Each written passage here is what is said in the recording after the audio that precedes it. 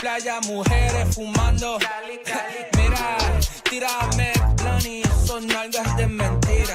Tan brinda, que chimba, colombiana linda. Siempre con los ojos rojos de Cali, con mi amiguita Mari.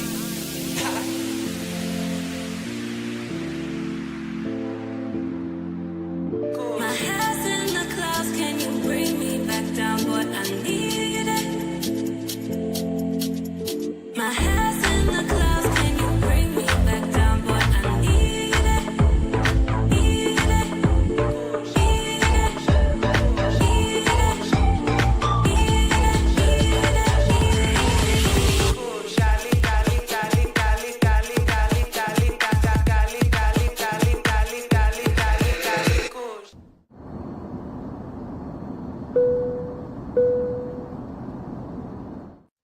Shout out to all you gentlemen here in Cali that's celebrating the Independence Day of Colombia. Is the 20th. That's today. So shout out to Cali, Colombia, as well as the rest of Colombia for its Independence Day. So a lot of you who are here in Colombia are wondering why you're seeing so many people with their flags outside their windows and just celebrating just like we do in the States. This is why, because today, or you see a lot of people with their jerseys on. This is why, because today is the Independence Day of Colombia. The first city of Colombia was Santa Marta. At one point in time, Colombia used to be called the United States of Colombia. Now it's the Republic of Colombia. For 3 years, it was called the United States of Colombia, not because of the United States, but because Colombia used to be a combination of Panama, the current Colombian country, Ecuador, and Venezuela was all one country called Gran Colombia. Then they moved it at one point in time for 3 years to the United States of Colombia. And then when Panama broke off and wanted to follow the leadership of the United States, and that's how the United States got the Panama Canal, due to the fact that Panama wanted to break off away from Colombia. The United States say, we'll back you military-wise. And what ended up happening, Panama was able to break away from Gran Colombia, and then Ecuador, and then Venezuela. And then what ends up happening is now Panama is regretting going to a treaty with the United States because so many Panamanians, brothers and sisters, died building the Panama Canal. And now you've got President Trump trying to take the Panama Canal away from the Panamanians. But that's just a little bit of history when it comes to Colombia. You've got 54 million people that live in Colombia, that live wonderful lives here. It's not always easy, but somehow, some way they make it. So shout out to all you guys that are here.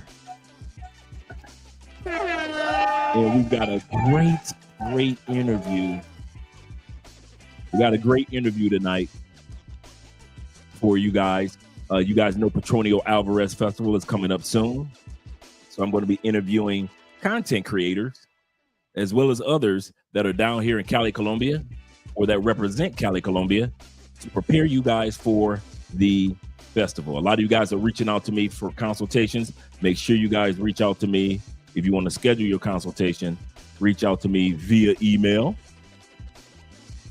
That's my email address right there. Reach out to me via email. But I got another brother that I'm going to be interviewing tonight. And my man Jeremy of the YouTube channel, Cali Culture. I'm going to be interviewing him and introducing you guys to his website, as well as some of the things that he's learned about Cali, Colombia since he's been coming down here as well. So shout out to him. And he'll be here in about good 10 minutes. Well, between that time, you guys already know. Let's get ready with the shout outs. Let's get ready with the shout outs. Let me hit these 2 super chats. Shout out to my man, AKA MPI in the building. Appreciate you being here with the first super chat, $5. As he always says, a man supporting man. He said, thanks for the video. I'm remixing it and posting it on my IG and TikTok. Shout out to you, brother. Appreciate you.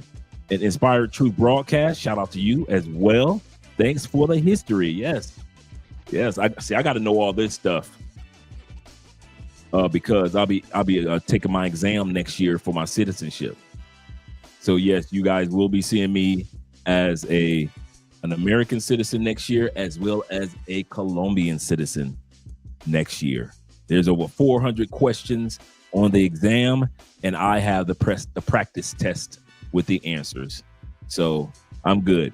I know a few guys that have already taken the exam, and so I'm good.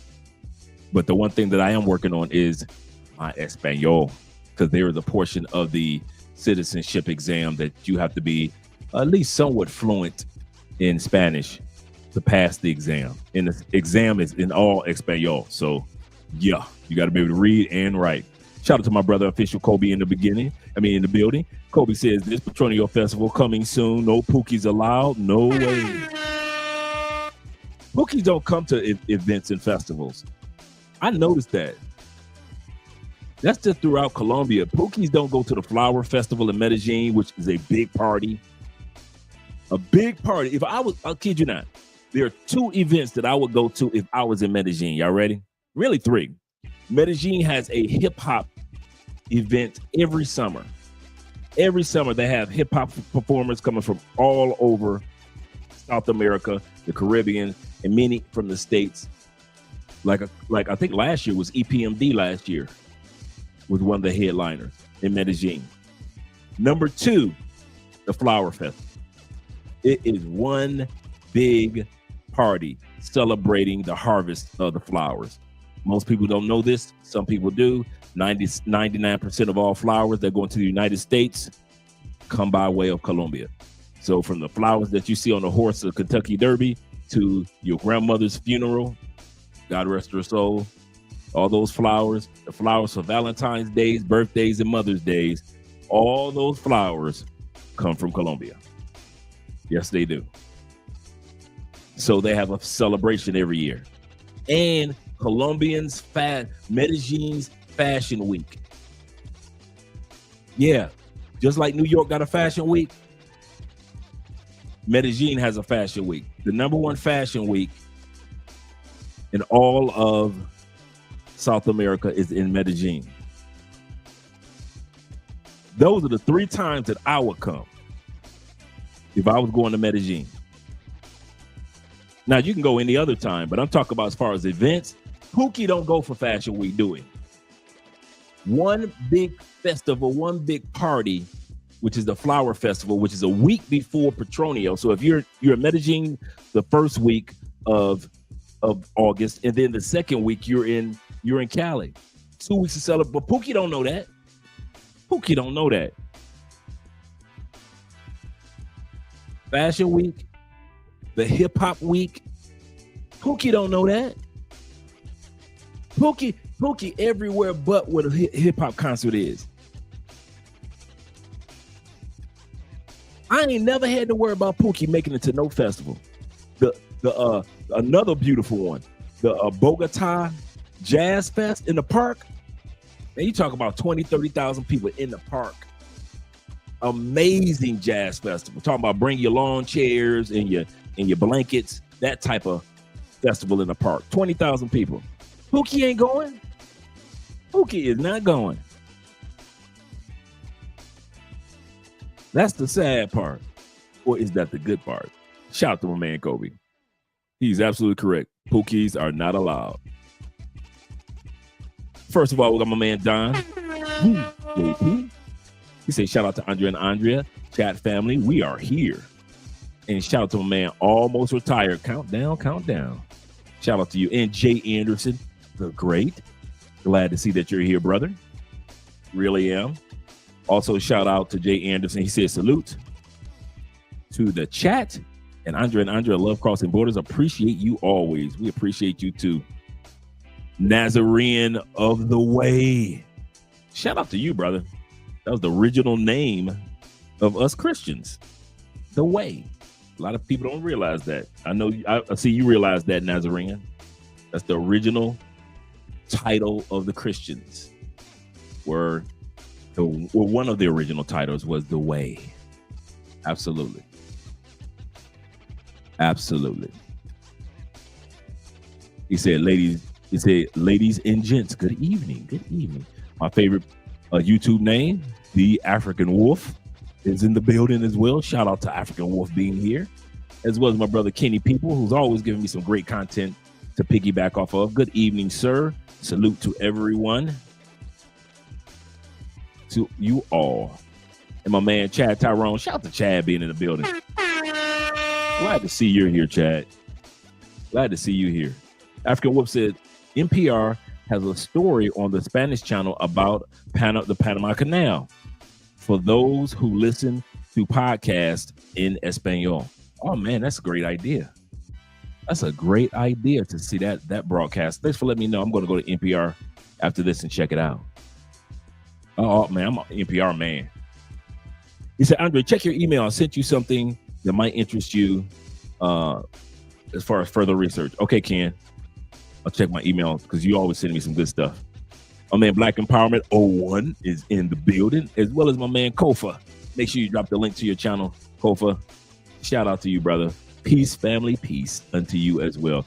And Alexis is representing. Glad to see that you're here. Hello, everyone in the chat. And Andre.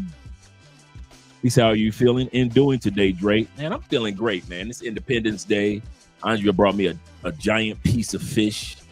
She's at a baby shower right now. One of her cousins is pregnant and due. And so she's at the baby shower right now having a good time. So shout out to Andrea. Yeah, yes, sir. Stay at home. That's what I did today. No driving. David is in the building. Shout out to Dave. You see that? I noticed that. The Way. A lot of Christians don't know that about one of the original titles for the Christian church. They called us The Way. A lot of people don't know that. Shout out to you, Nazarene. That's a man of the word. He said, hello, gents. Shout out to Bobby Coltrane of the Coltrane family, first of his name in the year of our Lord, 2025. He says, hello, gents. We had a great old time. Man, we did have a good time yesterday. We had the live stream. Then we had the movie night last night. If you aren't a part of the Rumble group, make sure you subscribe to Love Crossing Borders on Rumble, because every Saturday night we do a double feature. Last night was the Warriors come out and play. Warriors come out and play. We watched the Warriors, and then, in the book of Acts. It's used a lot in the book of Acts. Absolutely correct. Shout out to my man, Mr. Darkest himself, the navigator, that is. Yes, sir. Salute to you as well, kind sir. And we also watch Warriors, and we also watch Richard Pryor laughing our tails off, watching Richard Pryor in Which Way Is Up. I mean, that was funny. That was funny, especially if you haven't seen Which Way Is Up in a while, or if you've never seen it. Funny movie. Yeah, Which Way Is Up. Yeah, we were laughing last night like crazy. That movie was funny. He got the pastor's wife pregnant. I'm like, come on, man. Y'all too hood for me. Shout out to Tori Brown of the Brown family in the building. Shout out to you. Appreciate you being here.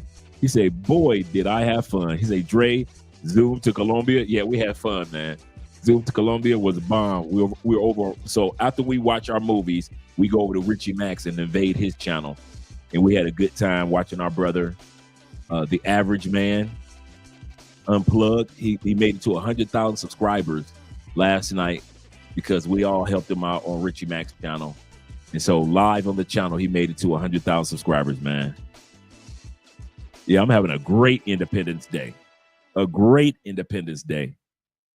And hopefully next year, around this time, I will be a citizen celebrating my Independence Day with Colombia, officially as a Colombian. I'll officially have come full circle live on YouTube from just visiting Colombia to getting my driver's license here, to getting married here. We're buying property here, to building a family here, and now citizenship. Now citizenship. While traveling to other countries at the same time. So shout out in regards to that. Like I said, our brother will be up at about 35 after. But until then, shout out to my brother Jay Carson in the building. Yes, sir. He said, what good, big bro? We're having a great day, Independence Day here in Colombia on the 20th. How Colombia got its Democrat and Republican Party, like we have in the States, the left and the right. You had Boulevard, which was like their George Washington, right? And then you had his assistant or number two in charge, right? They fought with Haiti. Haiti came and helped out Colombia fight for its independence. That's why Colombia and Venezuela and Panama and Ecuador has such a respect for Haiti. Because if it wasn't for Haiti, none of these countries would have had their independence. There would not be a free Venezuela. There would not be a free Panama, no free Ecuador, no free Colombia. But when they were all together, they just couldn't beat the Spaniards. So what happened with that battle? They kept losing. So they went to Haiti. Haiti had just won its independence from the Spaniards 11 years prior. So they went to the Haitians and said, could y'all help us out? And the Haitians said, sure, we'll help you out as far as information, whatever you need, so forth and so forth. And so Boulevard, he was happy. He left Haiti. I got all the blueprints of what we need to do. Went back to war with the Spaniards and got his butt kicked. So he went back to Haiti and was like, what do we do wrong? He said, you never asked me for any of my generals, any of my soldiers, any of this. And so he said, well, can we get some of your soldiers and your generals that can lead us? And he was like, sure. He said, but here's the deal. The president of Haiti or the leader of Haiti at that time period said, but you have to free your slaves. If you get your independence, the slaves should get their independence in Colombia too. So Boulevard, his back was, like I said, Boulevard is the George Washington of Colombia. His back is up against the wall. He like, yeah, whatever y'all want. Okay, cool. Just help us beat the Spaniards. So the Haitians came over, helped the Colombians, Grand Colombia. Remember, Colombia at that time period was Panama, Ecuador, Colombia, and Venezuela, all one, Grand Colombia. So with Haiti's help, Colombia, bam, finally win the war against the Spaniards, get their freedom. Some of the Haitians stayed and started businesses. That's why a lot of you guys walk past a lot of Haitian statues and a lot of businesses and a lot of streets that are named after Haitians in Colombia. You don't realize that, but if you're here, you'll start noticing things like that, right? There's a statue of Boulevard, a General Boulevard. And I know the statue of I forgot what his name is. The Haitian general is a statue downtown in downtown Cali right now, right? So whenever you guys come to Cali, you can take a photo with the statue of the general that helped Colombia win their freedom. I took Ace there like years ago when they first put it up. But they didn't free the slaves. Colombia did not free their slaves like they promised. So now we got a beef. Haiti said, bruh, I put my people on the line. I put my generals out there. I gave you all our military might. And what did you do? You kept people enslaved. So now Colombia and Haiti beefing. Now that beef was short-lived, okay? They kind of like came to an agreement.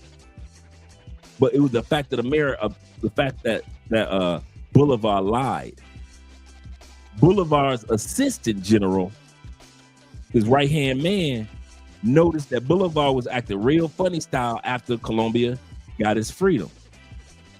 So he broke off from Bolivar. And he had a following, a huge following, because the people liked him, but the people respected Bolivar. So you got one dude that the people like, and you got the other dude that the people respect for them getting their freedom. That's how Colombia got its republic and democratic groups. So just in case you wonder how Colombia got their left and their right group, it was because of the story that I just told you about. Yep, until the embargo was absolutely correct, T-Mac. Absolutely correct. He said, at the time, Haiti was one of the wealthiest countries in the Western Hemisphere. Yeah, Alexandra Pettis. Yeah, that statue was in downtown Cali. Absolutely correct. Not Pettis, but Patillon. My bad. Patillon. Yeah, he was down. He was I'm not. I think so. I think no. This the one that's downtown. This is the leader that's in that's downtown. But I know I've seen images of him and streets and businesses that are named after this name as well. Boulevard, yeah, Boulevard was dirty, dog. He was dirty. Yep. Yeah, the Haitians were stationed on the islands around San Andreas Island, a beautiful island here in Colombia. But let's get ready to bring our guest up. Let's change the music. Now that he's here, we did a little bit of history of Colombia. Let's change our music up and bring our guests up.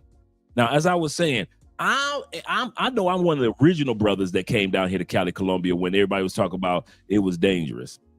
My man, Damon was here from the YouTube channel Let's Learn Spanish. He was here before everybody. He's one of the few brothers that was down here.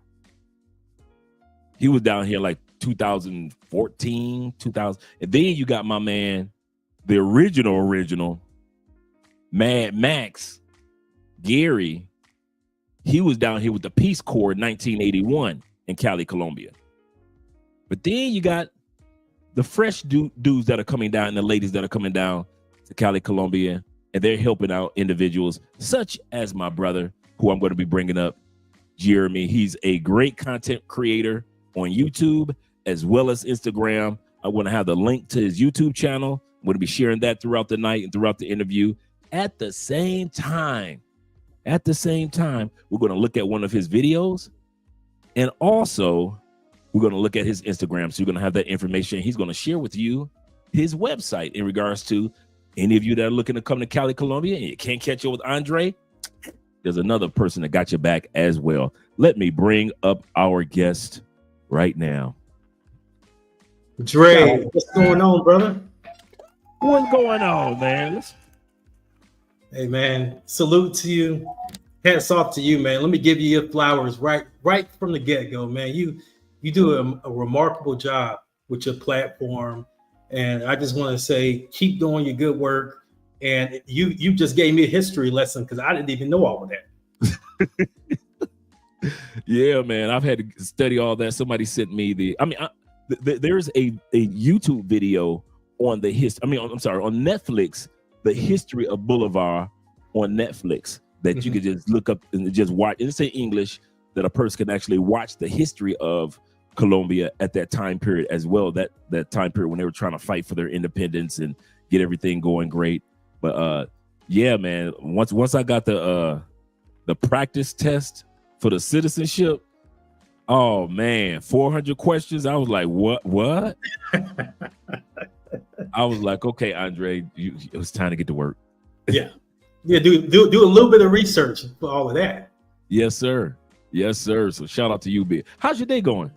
My day is going good, brother. I tell you, it is. I'm just so happy with everything that's going on in Cali. Obviously, there's a lot going on in Cali from a negative standpoint with the terrorist events that happen, but there's a lot of people that are actually wanting to come to Cali. A lot of people that would originally have gone to Medellin or Bogota, people actually starting to think about coming to Cali and experiencing the culture. So I'm excited. Let me ask you this: why do you think that is? Why do you think? Let's start off with a why question. Why do you think that? Because I'm seeing that too. We're getting a lot of I call them Medellin expats that were in Medellin originally, enjoyed Medellin, and we really like Medellin. But I'm starting to see an influx of people that started off in Medellin and were like, enough is enough, and now they're coming to Cali. Why do you think that is? Two reasons. The first being, I think Medellin it's just worn out a little bit. To be blunt, I think if you go to Medellin right now, the prices are much higher than say 5 years ago, and not only that, it's just the authenticity of Medellin as a city. You can just tell it lost a little bit of its authenticity because you had so many people coming in. So that's one reason. I think it's just an overwhelming amount of tourism. And then the other reason, I think the locals changed a little bit. I think the locals, because of the tourism and because, obviously with tourism, especially bad tourism, you get some gentrification that will happen. You can push the locals out. And when that happens, let's just be real. A lot of the locals, they start having a little attitude. They start getting a little upset because their life is changing. So I think that's what it comes down to. I think is just an influx of tourism and the locals not being as warm and friendly because of tourism. It just causes a lot of people that would normally went to Medellin to say, you know what, maybe I ought to go to Cali, try Cali. Yeah, that's a good point. I like what Meek said. Shout to Meek. Meek said this. He said, because they are a bunch of locusts migrating to devour. Yeah. I mean, it's true. Let's just be honest. Some of the things going on in Medellin right now, it's just ridiculous. I mean, I'm seeing fights. I'm seeing some of the stuff that you would see in DC and in Atlanta and where I'm from in Jackson, Mississippi. Some of that same foolishness I'm seeing now in Medellin. And it just is really uncalled for. And that's one of the things I'm trying to do is I want to promote and encourage people to come to Cali, but don't bring that foolishness to Cali. Let's not have that in Cali. Have you noticed, before we do your official intro, have you noticed a certain type of person, whether it be male or female, that comes to Cali and certain types that don't? And I'll tell you what I mean by that. Don't forget your thought.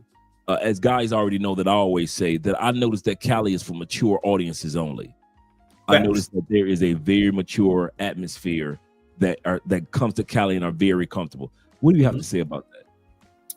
I think you're exactly right. So right now, and that's one of the things that, okay, so my first trip to Cali, I met a few brothers and they were a little bit older than myself, but real mature, mild-mannered, but then also very helpful. So yeah. I definitely see it's definitely a mature crowd in Cali. I think the challenge for myself and you and other content creators is we need to keep it that way, because Cali is starting to be progressive. The mayor really wants to bring in a lot of good tourism, but there's a fine line between increasing tourism and getting the wrong tourism. So I think that's really the challenge. But I would definitely say yes. Since I've been going to Cali since basically I'm an expat, I got a visa in Cali. I got an apartment in Cali. It's definitely a mature crowd. But I can see if infrastructure improves and You know, there's more nightlife. I could see that changing. I could see more young people coming to Cali in the future. Yeah, I can see that too. And let's go to the intro. Introduce yourself to the audience, who you are, where you're from. You know, you just mentioned Jackson, Mississippi. Shout out to the cricket letter I, PPI. Shout out to you guys. And just introduce yourself and let them know what initially brought you to Colombia, and then what kind of caused you to gravitate to Cali. Mm-hmm. Yeah, so I'm Jeremy. I go by Mr. International Man of Mystery because I consider myself a world traveler, like many of you that are listening and watching. I'm a world traveler, and I love to experience different cultures. I love to go to a different country and not just go to the tourist part, but actually see the culture, experience the people.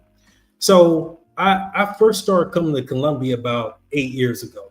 And of course, you know, first two cities I hit up were Bogota and Medellin. And then I really started liking Medellin. I went there for, you know, probably three or four times. And then, like I was saying initially early on, Medellin started losing a little bit of that authenticity, that friendliness and that warm atmosphere. Just gradually, every trip I would go to, I would notice that was starting to fade away slowly but surely. So then I took a trip to Cartagena. That was fun. I mean, look, party scene, some of the prettiest women I've ever seen in the world in my life. So I went through that whole phase of going to Cartagena and, you know, doing the party scene and all of that. Then I really wanted to experience a little bit more of Colombia. So I heard about Cali, but I heard all of the negativity about Cali. That, you know, if you go there, you're gonna get robbed. You know, you're gonna get scopolamine, drugged, and all of this negativity. And I was hearing a lot of it. I was hearing it here in America. This wasn't just, you know, looking up on YouTube and seeing content creators talk about Cali. This was people that had been to Cali would say, hey, don't go to Cali. Go to Medellin, go to Bogota, don't go to Cali. So I was like, you know what? Get this. I'm taking a trip to Cali. I'm gonna find out myself. You know, good or bad, I'm gonna find out myself. So in 2020, during the pandemic, that was my first trip to Cali. And guess what? The first part of it was terrible. I'll tell you why. It's because I got COVID when I was there. Like the second day, I started, you know, feeling bad, running the temperature and all of that, and I got COVID. Second day I was there. But in all of that, there was actually something positive that happened that made me never want to leave Cali. So during that time, of course, they were doing testing. You know, you had to go, you had to do a test. And actually, to leave the country, you had to show proof of a negative test at the time. So, you know, I went ahead and got my test done because I wasn't feeling good anyway. Do you know, man, that this young lady that did my test, she was asking me, you know, I know anybody here? Do I have any family here? Of course, I told her no. She took my number, and you know, she was checking up on me every day, bringing me soup. I'm talking about, you have thought this is my family. So, I was taken back by the hospitality, by her just being nurturing. And it wasn't even on no romance and, you know, none of that. It was just literally she felt bad that I was out there with COVID. And long story short, man, after that, I was like, this place is special. This place is where I'm supposed to be. And after that, I've been going ever since. And I would say a couple years later is when I really decided to get roots in Cali. I bought an apartment in El Peñon. I got my visa. So I'm in Cali now, man. I'm a little bit more than an expat now at this point. And my whole goal in my platform is to keep Cali authentic, keep it mature, keep it a place where mature people can go and experience the culture and love the food, love the beauty of the people, the friendliness of the people. That's my whole goal, is to keep it authentic. You can't beat that, man. It's kind of funny that how your story is kind of parallel to one of the family members of my wife, Andrea. I thought this was like her born uncle. I thought he was in the family. This is my dude, Ray, right? Shout out to Ray. And what it was, Ray was in the hospital and he was on his dying days. And Andrea's aunt was the nurse of Ray and treated him like he was a family member, not just a patient.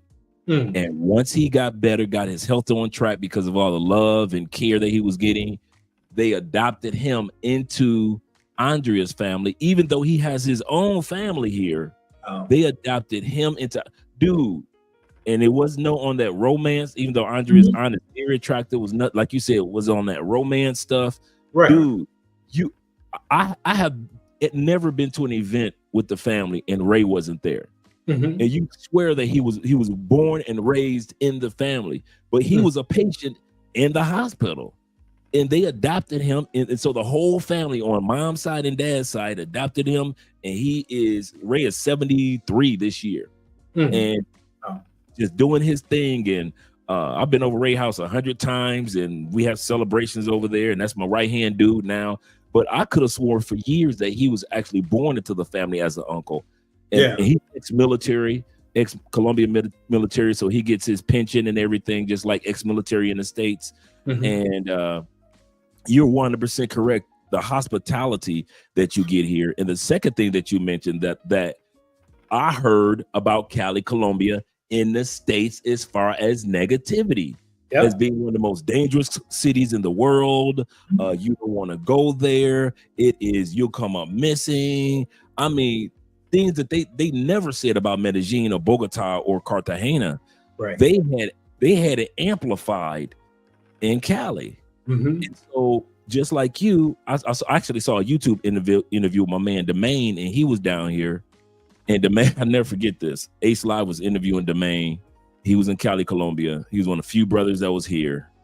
And Demain said, I have a 2-bedroom, 2-bathroom, all utilities included, in a nice area for $275 a month. And my brain locked because I never heard of anything like that. I was like, wait a minute. And Ace is in Medellin at that time period. And Ace Live said, he said, well, you must live in a poor area. He said, no, I live in a nice suburban area. What are you talking about? He said, I got a bedroom and a bathroom right here, and I got a bedroom and a bathroom right there, and I live in a nice area. And that's what kind of like opened up my eyes to say, man, I need to go to see what this Cali Colombia is about. Definitely. And then we could talk about the ladies. Because the one city that I found that Colombian women are jealous of is if you're going to come to Cali, Colombia. They don't care if you go to Cartagena. Colombian women don't care if you go to Medellin. They don't care if you go to Bogota. They don't care if you go to Coffee region. But if you go to Cali, you got an argument on your hands. Facts. And why do you think that is? I know what my answer is. Why do you think that Colombian women are jealous of women or jealous of a man coming to Cali, Colombia? Okay, so this is my theory, and this is what I've observed. And now, having dated a few Caleñas, now I understand why. The main reason is they're very, very extremely catering and romantic. When I mean romantic, I'm saying if you've ever danced. Now I put a disclaimer out there. I'm not a good dancer. I'm not a good salsero. I'm trying to get there. But if you've ever danced with a Caleña, the way she danced, I mean, she tells you everything in just the way she danced. Just her. I mean, you could just tell her personality and how she dances before she even talked to you. Maybe she can't speak a span of English, but the way she danced tells you everything you need to know. And it's a very caring, nurturing type of woman. Again, somebody that didn't even know me was bringing me soup every day, calling me, checking in on me. Now, this wasn't even any romance. Imagine I had been dating her. The type of treatment and the type of how she would have treated me.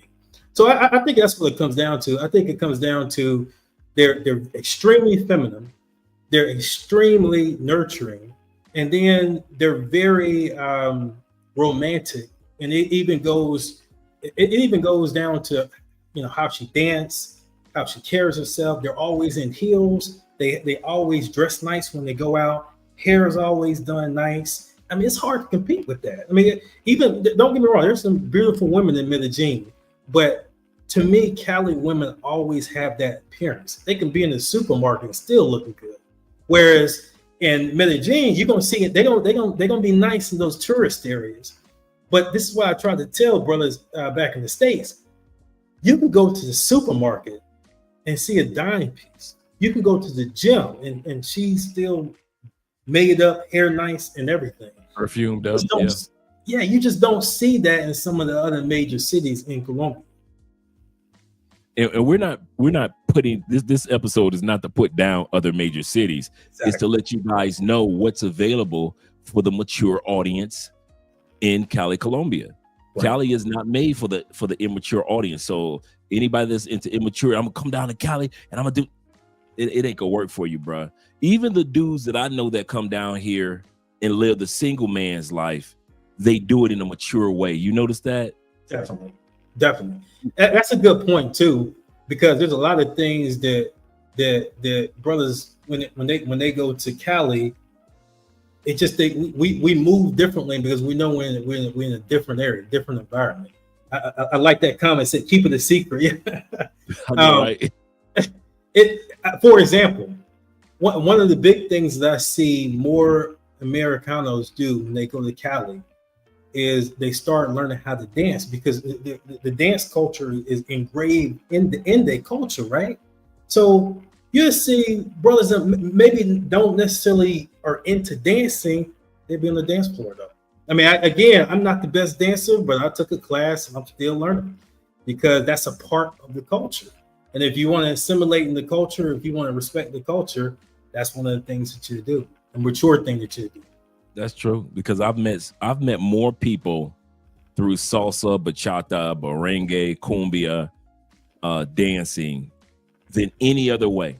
There's no other thing that I've done in Cali that has opened up more doors for me to meet families, to meet individuals. I remember me and Kings, shout out to Kings and Dreams. We were sitting there, we were just standing there, and Kings and Dreams had gotten some bad news about business ventures. So he was kind of quiet, just reserved in that moment. And I forgot, I was just finished getting off the dance floor or something. And it was a table full of Caliñas. And these ladies were just having a great time. They weren't trying to be over flirtatious. They just wanted, hey, it's two guys over there by themselves. Let's go bring them over to our table and they can dance and hang out with us for the rest of the night. And we had a wonderful time. Now, I knew the steps, and Kings didn't. But I told Kings this. I said, bruh, they love the fact that you don't know. So true. They feel like they taking your dance virginity or something. Am I lying? You're right. You're exactly right. They love the fact that you can't dance. Oh, they just think it's just the cutest thing. And this big black man can't dance. Let me show you how to do this, baby. And they love, and all of a sudden you meet everybody in their circle, and all of a sudden you're meeting moms and dads and grandmas and the sisters.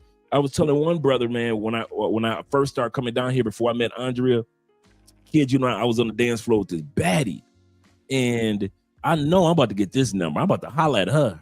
And she grabbed my hand after the dance, and I'm walking behind her. I'm looking at her like, God dang, you fine. And I'm thinking she walking me to where she is in a quiet area of the club so we can start talking. Right. She literally walked me over to her sister, who was finer than her. And I was with her sister for about 6 months. About 6 months. Just really the nicest person, man. Really the nicest person. And that's how you meet people, dude, in Cali. I kid you not. The other thing that I think that you can agree with, and I want to hear what you have to say about this, we don't have a red light district. What do you think about that? Benefits Cali? Yeah. So glad you mentioned that, We don't have a red light district. There's no park, there's none of that. So again, if for those viewers haven't been to Cali, you're thinking about going, if that's what you have in mind, you're not going to like Cali, because Cali does not have a red light district. Now, I'll tell you what Cali does have. All of the salsa clubs you would ever think about are in Cali. Okay. And it's not to say there's not extracurricular activities. Is that what you want to do? Right. Yes, it's definitely there in Cali. But I'm saying there's no park, there's no official red light district that you're going to be able to just go and then pick up a girl and take her back to your room. None of that. But again, to me, you said it. All you have to do is be open-minded. Go to a salsa club. Go to lessons. Go to Cimarron. Go to Zaparoca, and go to a nice salsa club. Get you a bottle. Sit back, and then you just let you go ask somebody to dance, and then you just, even if you do know, it actually will work to your advantage if you don't know how to dance. Very much so, because Ray said it. It's like they are able to teach you something that's romantic to them. They like that. They like to be able to teach you something. They do. They do. The other thing is what I like about salsa and all the dances is you don't ask for a dance. You just stick your hand out. Am I lying? Guys be thinking, when I tell guys that all the time. In Colombia, you don't ask for a dance. You just walk up and stick your hand out.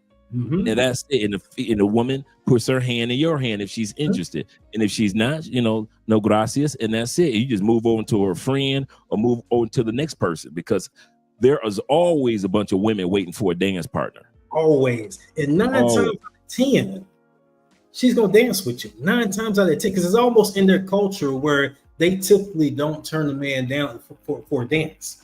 So 9 times out of 10, it don't matter how bad she is. If you put your hand out and put a little smile in there, let me dance with her. Yep. Thanks, Mike. Mike said, he said, that's right. He said, stick your hand out. It's easy. All you guys that want to ask for a dance and I'm nervous, I don't know what to say in Spanish. You don't have to say anything. Literally, you don't have to say anything, not one word. Just stick your hands out. The other thing about dancing in Cali is ageless. I've seen women that are 22 killing it on the dance floor with a guy that's 62. True. So it doesn't matter the age when it comes to dancing and getting to know people and relating to people. And next thing you know, you might be exchanging Instagram or phone numbers or whatever it may be. So those opportunities are there. So you've been coming to Cali and you've been involved in Cali since 2020. What are some of the cons that you'll say? Because we always talk about pros. Let's talk about at least 3 cons about Cali, and I'll give 3 of mine. But I'll let you go first. All right. So there's definitely 3 that I can think of right off the bat.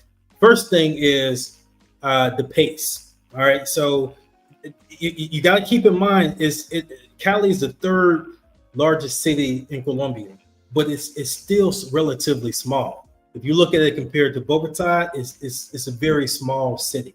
So people have a sort of slower pace of doing things. Don't think you're going to get your visa just like that.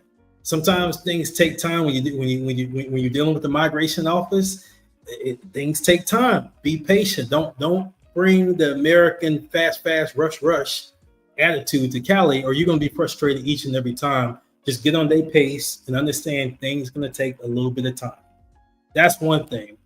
The second thing is just learn how to move around. This is hopefully between my platform, Dre's platform, and other Americans' platforms are out there. This is going to help you out. But when I first went there, there's a lot of things I didn't know. Okay, what gym to go to, what nightclub to go to, what side of town should I go to, and what side of town should I stay away from? What barrio should I stay away from? It just wasn't a lot of information at the time.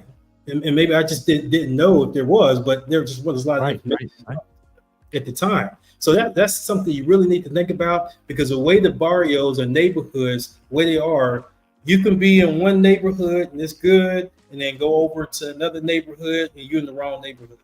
It's just like that. So definitely, I would say that's a con, is just knowing how to move, where to go, what to do. That's a little bit of a challenge. I would say probably the third challenge or con is if you are seriously thinking about you want some American style nightlife, it's almost non-existent. I mean, probably I'd say the only club that's close to like American and European styles, La Pergola, and even that's to me is different. It's completely different than American nightclubs. So if you're looking for every now and then you want to hear some Afro beats or hip hop or something like that, almost non-existent in Cali. So just keep that in mind. If you don't like salsa or bachata, if you don't like that type of rhythmic music, you're probably not gonna like Cali. At the end of the day. We do have like 2 or 3 dance halls for if you like your reggae and you like your dance hall and a little bit of Afro beats. We got 2 or 3 spots like that, but you got to have somebody that actually knows where they are to even show you around that area. I want to pull up one of your videos where you're talking about locations, because you did a video on this, and I want to kind of like showcase a little bit and discuss it. Let me pull that up on screen share right here. Let's go to your channel. So make sure you guys subscribe. I'm going to drop the link to your channel as well. So guys, subscribe to your channel. Definitely. Let me get my subscribe in. There we go. Because your channel is rather new. Let's get you to that point of 1,000 subscribers. Appreciate that.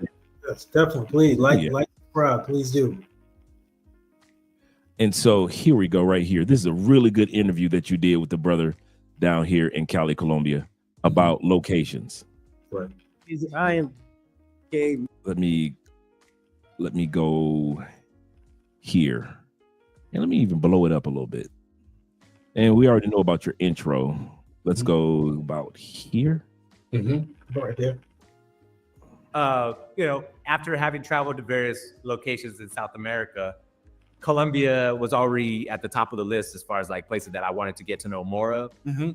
Just because for the culture, it was more of a personal thing, like further down, inviting warmth, a sense of like you to their family party, or they have like a birthday coming up, or all this stuff, and you were just invited. Yeah, and so I would definitely, I want to emphasize that for those watching, when you come here to Cali, if you will be genuine and respect their culture, they will usually reciprocate that. That's been my experiences, and it's been Mario's experience as well.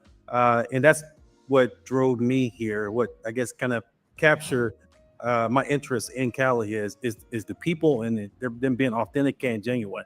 I think okay, let's stop for a second. We're gonna go back. What's the first thing that you guys notice on here that I wouldn't have done that I see that you do in this video? The gold chain. Good point. You go ahead and be cute in Cali you want to with that gold chain on. That's so true. That is so true. Go ahead. I'm gonna let you speak.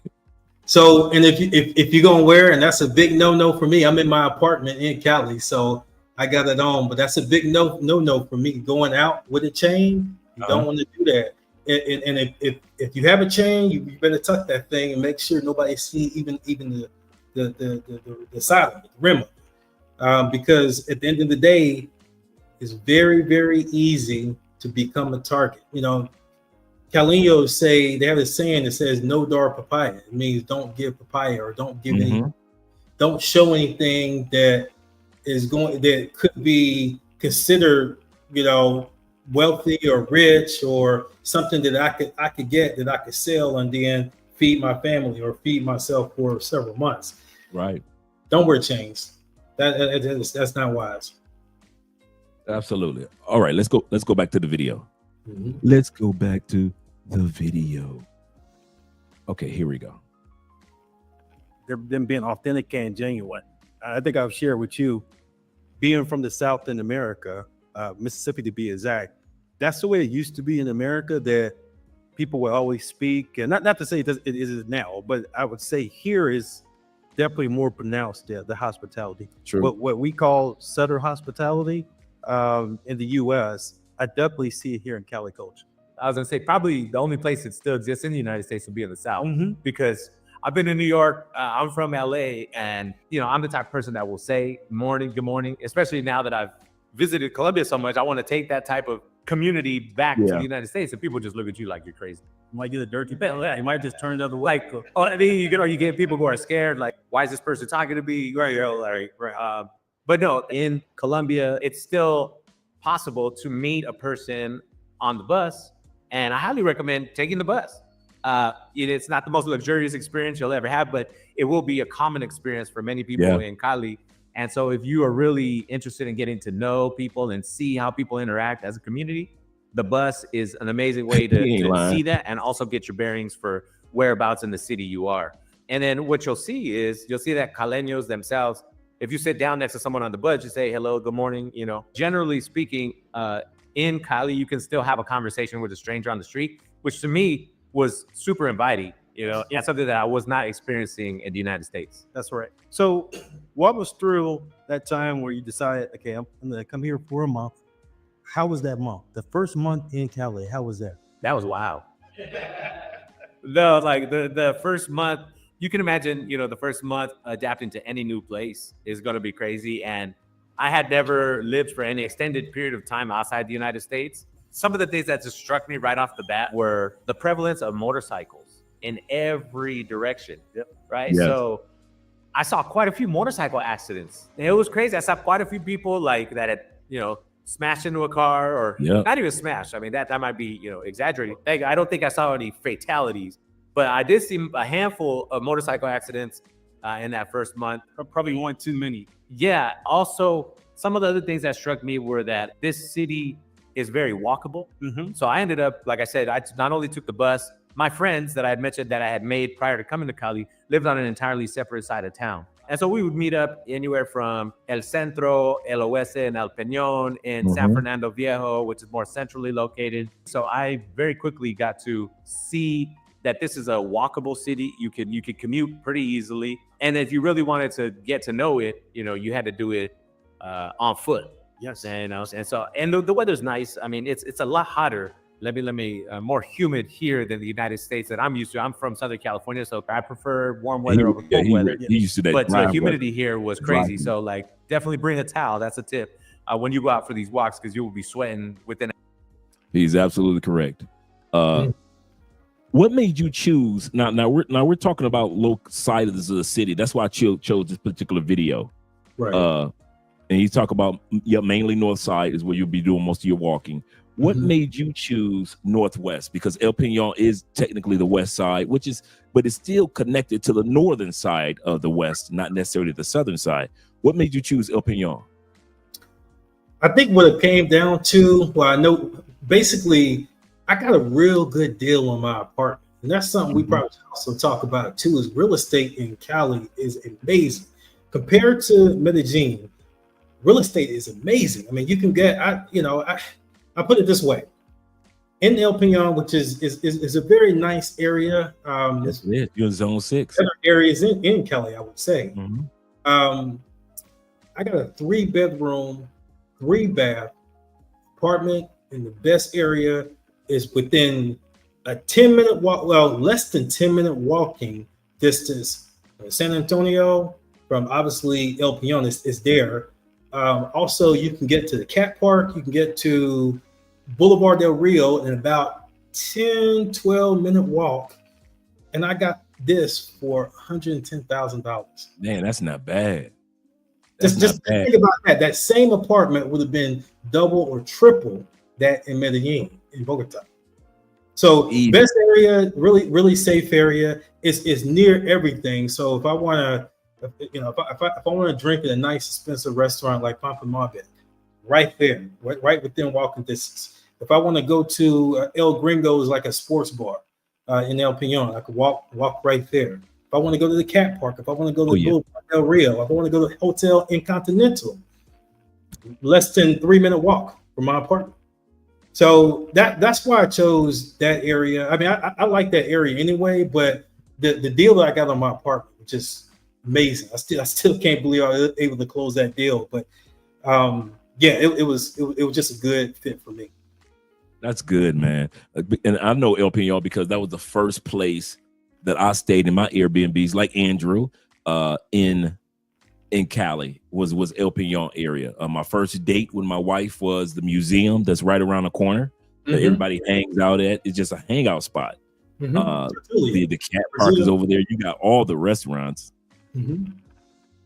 Yeah. So you're talking about Museo de la Tertulia, which is probably not even a 5 minute. It's less than a 5 minute walk from my apartment. So everything's within a 10-minute walk, and some of the best restaurants in town too are on that side. Wow, yeah, it is. You got the plus over there. You got the Hampton Inn. You're not too far from the Marriott. You're not too far from the Intercontinental, and so you got really nice coffee shops over there. You got the gyms over there. You got your grocery stores over there. It's a lot more healthier eating spots over there. So you'll find a vegan this, a vegan that. You'll find a lot more. You can if you guys are in a hookah, you got a few hookah spots so they're over there, and so ice cream shops, spots that are well known throughout Cali. If you look them up on TikTok, are over in that area in El Peñon as well. And you're right, everything in that area. I've walked from El Peñon area all the way to Chippy Choppy area, just getting to know that side of the city. But I also liked what Almost Retired said. He say South Cali is super walkable also.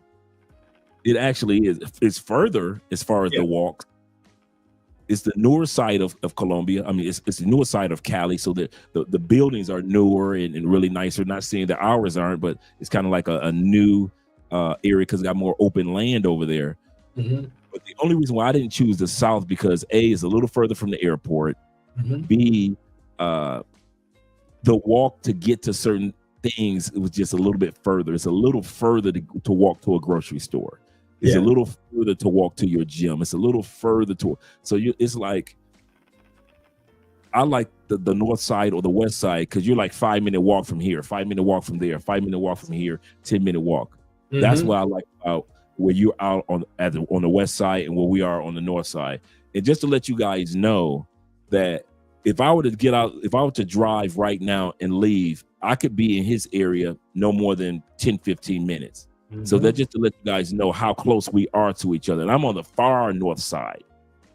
So I'm in Manga area north, and he is in El Peñon. So it would still only take me 15 minutes just to get I'll ride past Granada area and so forth. And I'll be right in El Peñon in the area where he is. Just to let you guys get kind of like a demographic idea of how far we are or how close we are to each other between the west side and the north side. Yeah, and that's a good point.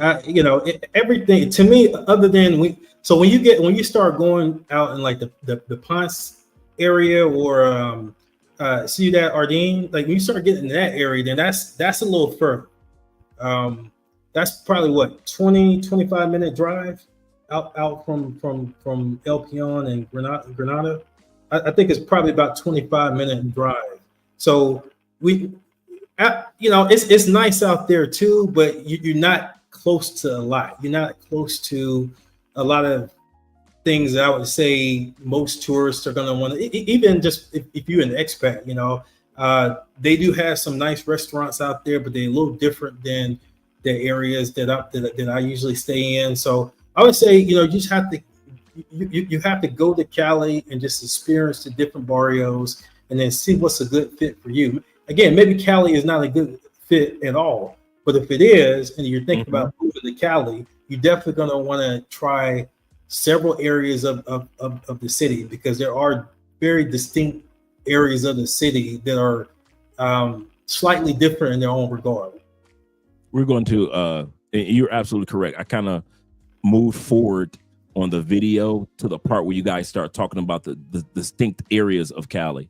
But before we go there, shout out to my man MPI. He says this. He said, Jeremy, a real man would have stayed in the United States or in America. He said, I'm just kidding. He said, what made you move from? That's a good question. What made you move from America? Cost of living, women, marriage, etc. What was it that made you say, you know what? I'm out of here. The same things you talk about, I would say almost every show I hear, Gray, and that is the foolishness. Obviously, so I'm still single, no kids, and you know I've been able to build. Thank God, I've been able to build a nice financial nest egg. Well, we see it happen all the time in America, where you know a guy is doing good. Matter of fact, he's doing great from a financial standpoint. He got his body right. He's good, and he gets the wrong woman in his life, and then all that goes away in a year, or less than a year, or 2 years, or 5 years. So for me, it was just I wasn't going to take that chance. One of the things I always like to tell young people is protect your bag. So my thing is I don't feel like I can protect my bag in America. I think with the modern non-feminist movement in America, I just don't feel like I can protect my bag and maintain the bag for that matter. So that was one reason. Second reason is I always was I just always was attracted to Latin America. I've been all over the world, traveled all over the world, but I was always attracted to Latin America, just the biodiversity, obviously the beautiful women, that goes without saying.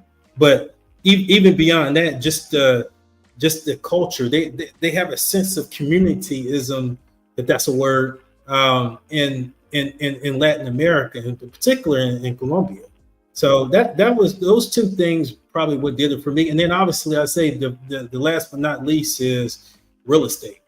So I just shared with you some of my personal information that I was able to go down there and get a 3-bedroom apartment. I mean, it's about 1,800 square feet apartment in one of the best neighborhoods of Cali for the amount of money that I paid for it. I definitely couldn't have done that in America.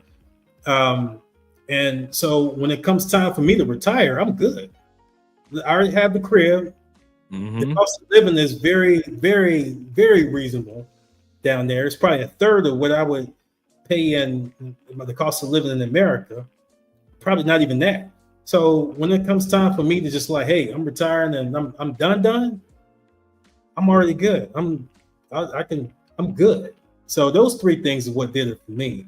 And if you guys are thinking about, if you're to that age where you're thinking about retiring, I would highly recommend Cali for one reason.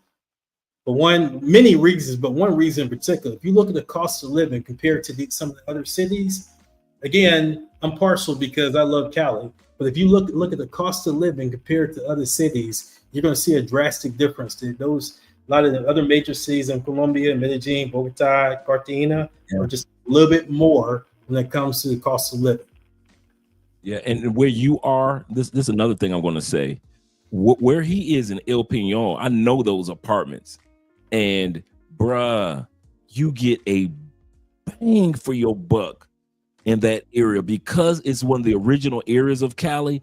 And when they built those apartments in that area, they were extra large. Like each room like huge. This room is huge, and that room is huge. So it's not like, oh, he got a nice little condo. No, that area, the balconies are extra large. Everything is huge. Some of those apartments, man, over in his area only have 3 apartments per floor.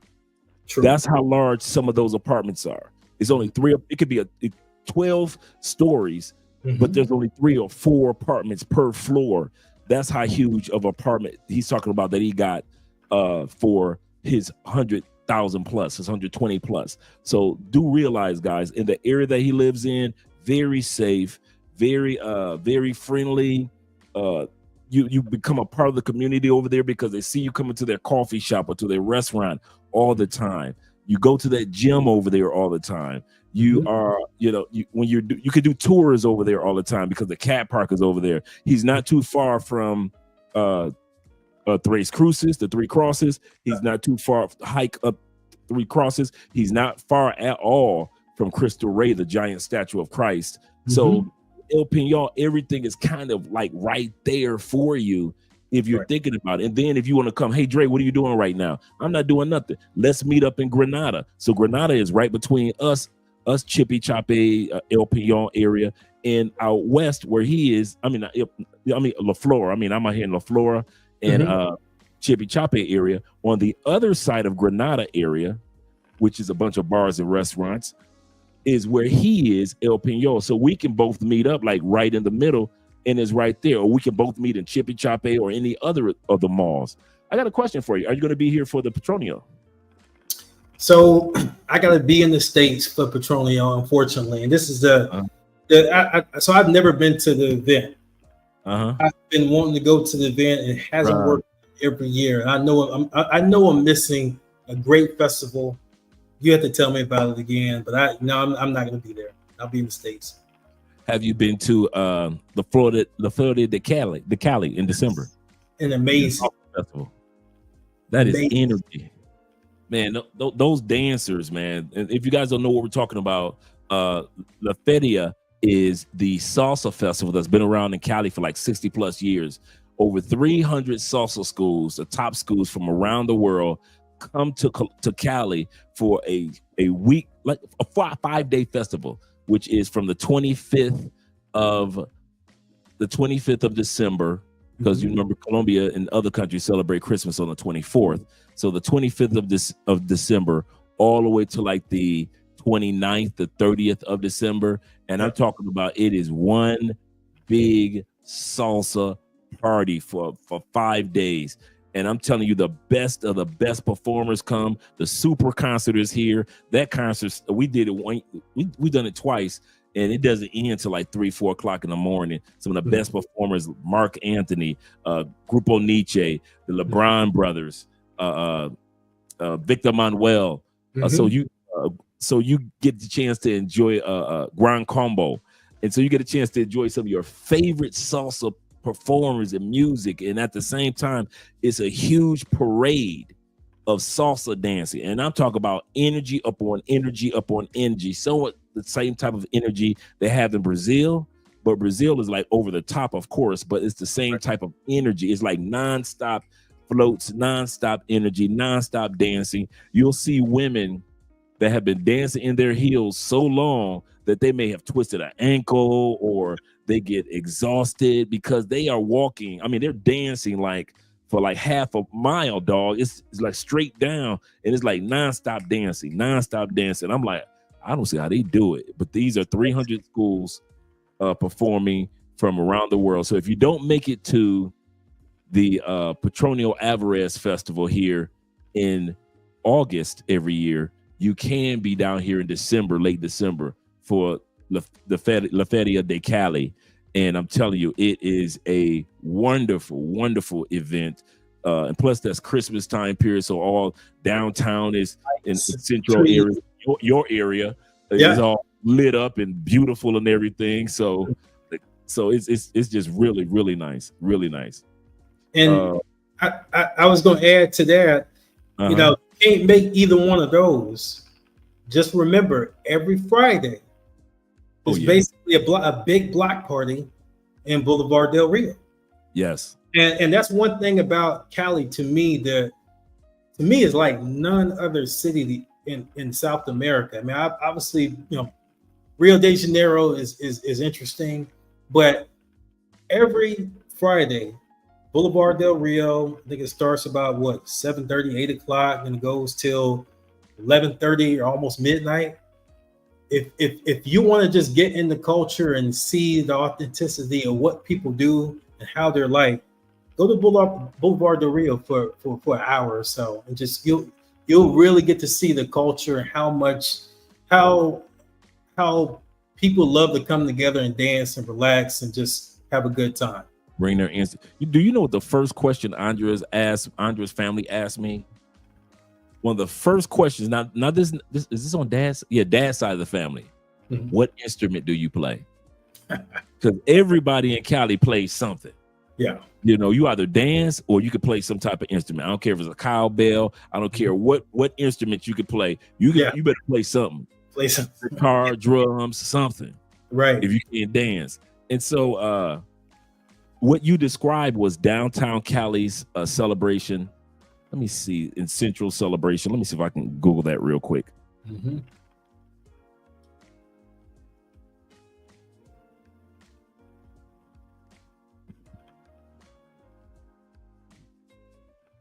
Because it is just people going downtown and just having a good time. Having a good time. It is people are drinking, people relaxing, people dancing, people talking. To me, it's just a big block party. That's what I call it. It is. It is. And it's like party. 2,000-3,000 every Friday. Yeah, hundreds of people out there every Friday night. Let me see if I can find it. While I'm doing that, I'm going to go back to the video because on that part, actually, I'm going to have you answer a couple of these questions. Okay. My man MPI says this. Shout out to MPI with the $5 love. He said, I pay $2,000. He said, I pay $2,000 a month for a loft downtown Atlanta. Ooh. He said, what can I get in Cali for that amount? Okay. But $2,000 a month, you could get a full three or four bedroom house in Ciudad Ardeen or in Ponce, which they have some really nice new houses out there, new brand spanking new houses with a pool, with a 1 or 2 car garage for that kind of. Correct.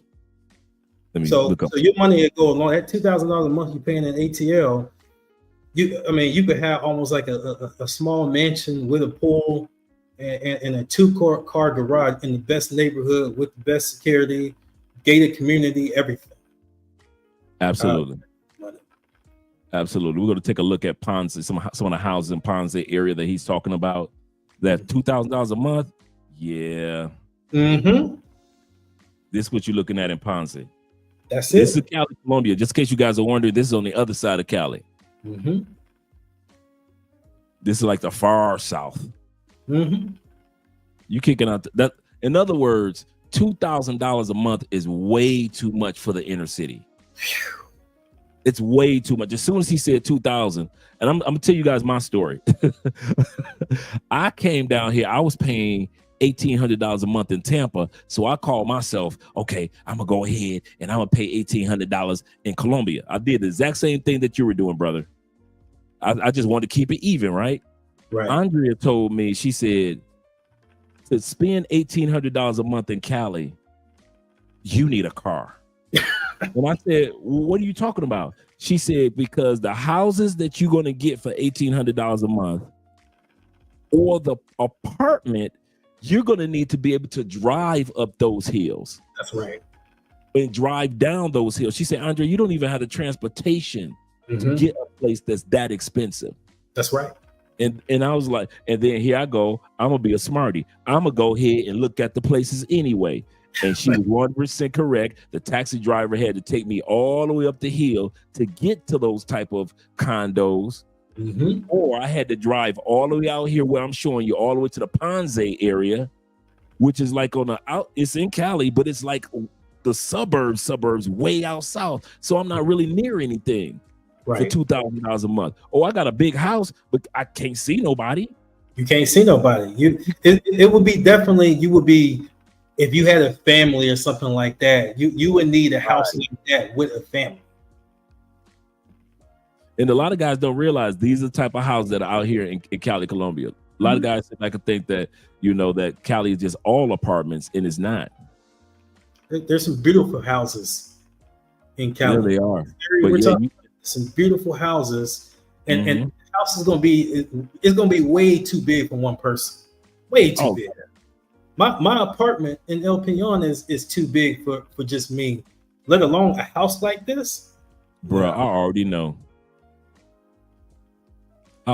know. I could imagine how large your apartment is in El Peñon, because me and Andre talk about that a lot, about how, because we that was from some of the first areas where I got an Airbnb. So we were looking at the apartments, and I kid you not, they were just huge. But I was looking at, I forgot what area I was looking at, but they were all up in the hills.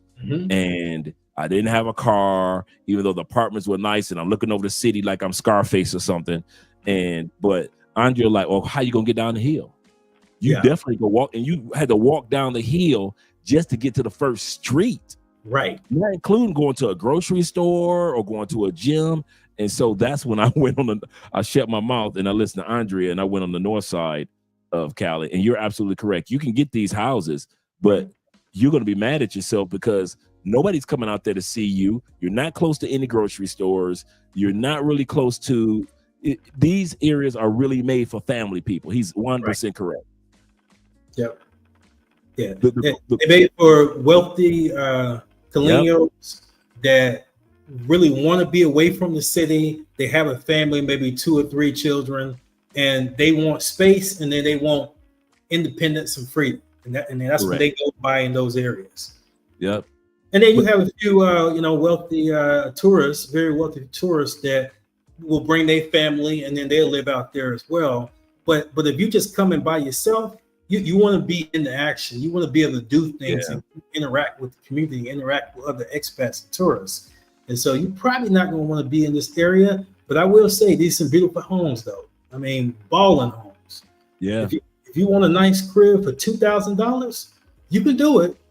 But you're gonna be a little secluded. Yeah, you really are. And I'm not talking about dudes that are loners.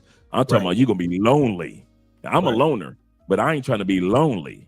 Right. And that's the other thing. Ain't no females gonna be coming out there. You don't really have to pay for a female's Uber ride to come out there. Right. And I love how you put it, that these spaces are really set up for families, that you already got, your dynamic of people that you deal with. Right. You're gonna have your boys come to town crashing your crib because you're gonna want to kill everybody. Yeah. And then again too, you're gonna have to tell them where to go, and they're gonna have to get taxi papers. It brings a little challenges with living out there. But again, if you just want something, a nice balling crib, if you want to just go all out, $2,000 a month, you could definitely do it. Yeah. For apartment budgeting in Cali, remember, Cali is 40% less than Medellin. Mm-hmm. If it were me, this is just Andre's opinion. I want to hear what you have to say as well. If it were me, I would try to keep my budget under $1,000. Definitely. For Cali. You do not have to spend that type of money in Cali to get a hell of a bang for your buck. So about, we live in El Peñon, which is considered also, he lives in El Peñon. We live in La Flor. Both of these are considered zone 5, zone 6 areas, some of the best areas in the city. Mm-hmm. And to sit back and come out of that amount of money every month, you look like, unless you're buying, that's one thing. That's another thing. If you're buying, that's one thing. But to be renting and you're paying over $1,000 a month in Cali, you spending too much. You trying to flex for a chick. You're trying to flex for somebody else. You're not trying to live down here. You're trying to flex because that is just too much money to spend. Keep your budget under $1,000, and I promise you will get you a 3 to 4 bedroom apartment that is a bang for your buck. What do you have to say about that? What would you say? Would it be $1,000 or $1,200? What would you say? I would say you spot on with the $1,000 a month as far as that budget. A living budget. I'm saying a living budget because I know of some friends in Cali that they spend $400, $350, $400 for an apartment, 2-bedroom apartment. We did so, my first 5 years. Yeah, exactly. So it depends on where you want to be and how nice you want to live. You can easily live off $1,000 a month. Now it just again depends on what kind of food you eat. It depends on what kind of entertainment budget you have, but I'm saying it is achievable. No more than $1,200. I would say this. To me, you're doing too much if it's over $1,500. Now I'm talking about total living budget for one person in Cali. If you're over $1,500, I will reevaluate my budget. That's true. That's a good way of putting it. Because again, $500 can get you a nice. If this is one person, man or woman, $500 will get you a nice apartment. Okay, so then food is cheap out there. Let's just say your budget for food per month is, I'm gonna give it $400. Okay, Ubers are super cheap. You can get all the way around town for about $5, or less than $5 for Uber. So I couldn't, and then your gym membership is relatively cheap. So again, Right. anything over $1,500 to me, $1,000 is very manageable, very manageable. But anything I'm talking about total living expenses, $1,500 to me, I think that's anything more than that, you're doing too much. Yeah, you're really overdoing it. He said, Andre, he said, what are the average costs to own an apartment in Cali, Zone 5? Of course, if you're talking about owning, you're looking at 80,000 to, and that depends on what you're looking to do. Right. If you're looking to get an apartment to renovate, you might get a deal for 60, 70,000, and then you gut it out, and then you're still gonna end up at 120 something thousand when you get it, when you set up the inside the way that you want to. You can do it just like my brother Jeremy did. You can actually sit back and just go ahead and get you one that's 100 plus thousand, but it is humongous, like you got a house, not an apartment or a condo, and so you're looking good in regards to that. So it depends on what you're looking for. What would you have to say in regards to answering this question? I would say you're exactly right. So I will say in 5 years, I bought my apartment. No, but I bought mine in 2023. So within even 2 years, apartments have gone up just a little bit. They have. I would say they went up probably 15-20% since when I got in the market and started looking at different real estate around Cali. However, they're still much cheaper in Medellin, Bogota, or Cartagena. So you could easily get a 2-3 bedroom apartment in a nice area, whether it be Santa Monica Residential, El Peon, San Antonio, easy for less than, it would definitely be something real nice for about less than, say, 160 mark about now is what we're looking at. And I'm saying fully furnished. Like my apartment was, again, I got a good deal on mine, but my apartment was fully furnished, TVs in every room, beds, everything. You can get a fully furnished apartment right now in the best areas for about, I'd say about 120, 130. Now, again, like Dre said, if you want an apartment where you need, it's kind of a little bit of a fixer-upper, and keep in mind, these apartments aren't bad. There's certain things that you're going to want. You might want to redo some of the piping. You might want to put some new appliances in there. You might obviously want to do some painting, and they have a maid's quarters, so you might want to tear the maid quarters down and have a bigger space in your kitchen, different space for washing. If you do that, it's going to come out to, again, be about 120 to 130. So it just depends on what you want to do. But I would say a good safety range or a good range is about, I'd say 130 to say 150 or 155. In that range, you can find a 2-3 bedroom apartment, something nice in the best areas. I'm talking about huge rooms, man. Huge rooms. Huge rooms. That's one thing I can say, man. Those type of apartments over there, but where you are, man, them rooms are huge. Like, oh, okay. Like, this is a kid's room? Wonder what the master looks like. Yeah. Yes, indeed. Yes, sir. You get a lot for your money, Cali. That's what I still like about it. Now, again, the more tourism comes to Cali, that's going to change, obviously. But for right now, you get a great bang for your buck as far as real estate, as far as property in Cali, Colombia. And I think that's, because Cali is still not a hub for Colombia, it's still not a hub for tourism. I think it's going to stay that way for at least another 3 to 5 years, hopefully. I think so too, because I often say this about Cali. Cali is a big town. It's a city, but it gives off a town feel. And if people aren't accustomed to living in a town, it's just a humongous town. That's what it is. And so if you're not accustomed to that, it won't draw a certain audience or a certain expat. Right. Cali draws up it draws its own type of expat. And no matter how much the tourism board tries to make it as if we can be the next Medellin or we can be the next, we won't. Yeah. We won't. Cali Yep. it look like it's going to always be a family oriented single couples. I like what you said about being affectionate. Dog, you go to the gym. I have never been to the gym in my life except for here in Colombia. Everybody kissing all on each other. You see so many couples, younger and older couples. I have seen more couples in the gym than single people. Right.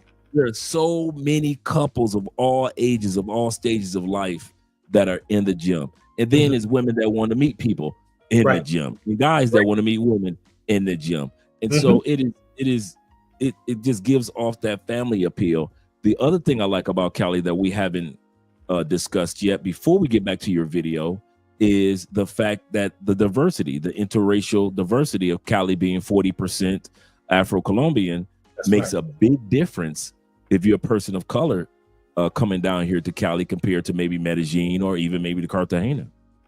So true. I'm glad you brought that up. That was somebody asked earlier, and I think even in the comments, like what drove you to Cali, or what kept you in Cali, I guess would be the right question. That's one of the things that really did is the diversity. I like seeing Black folks that not only Afro-Colombians, but they love who they are. So one of the things I didn't tell you, Dre, is I have a place in Dominican Republic, right outside in Cabarete. One of the things I don't get me wrong, I love my Dominicans. If any Dominicans are watching, I love you guys. I go to Dominican Republic a lot, but I do struggle sometimes with the fact that there's some Dominicans that have a complex when it comes to their color, and so I haven't seen that in Cali. People in Cali, they celebrate being Afro-Colombian.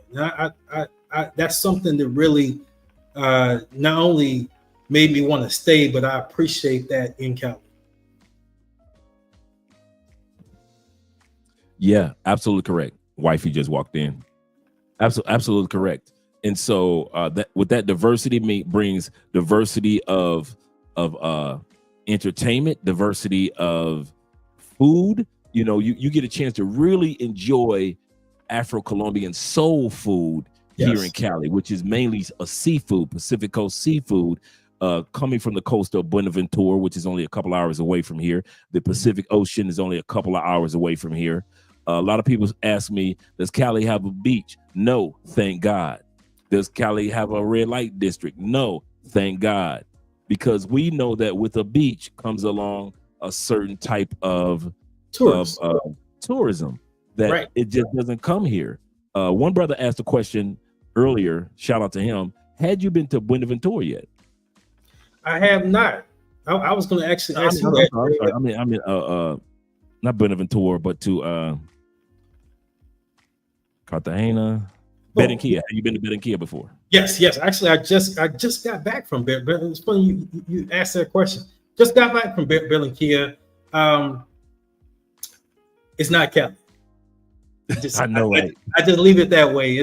I enjoy some aspects of Medellin, but it's not Cali. And to get to the beach, it was 30 some minutes to get to the beach. Now, I did love San Andreas. I did really enjoy San Andreas, but Medellin, I think to me, it's a small town trying to be Medellin, and it's not there yet. And I didn't have that same warmth and hospitality, that same authenticity as I get in Cali. I think Cali just spoiled me. I'm probably a little biased, but I would probably go again, but it wouldn't be on my top 5 to cities to go to visit again. Had you been to Santa Marta yet? Haven't been to Santa Marta yet. It's definitely on my list.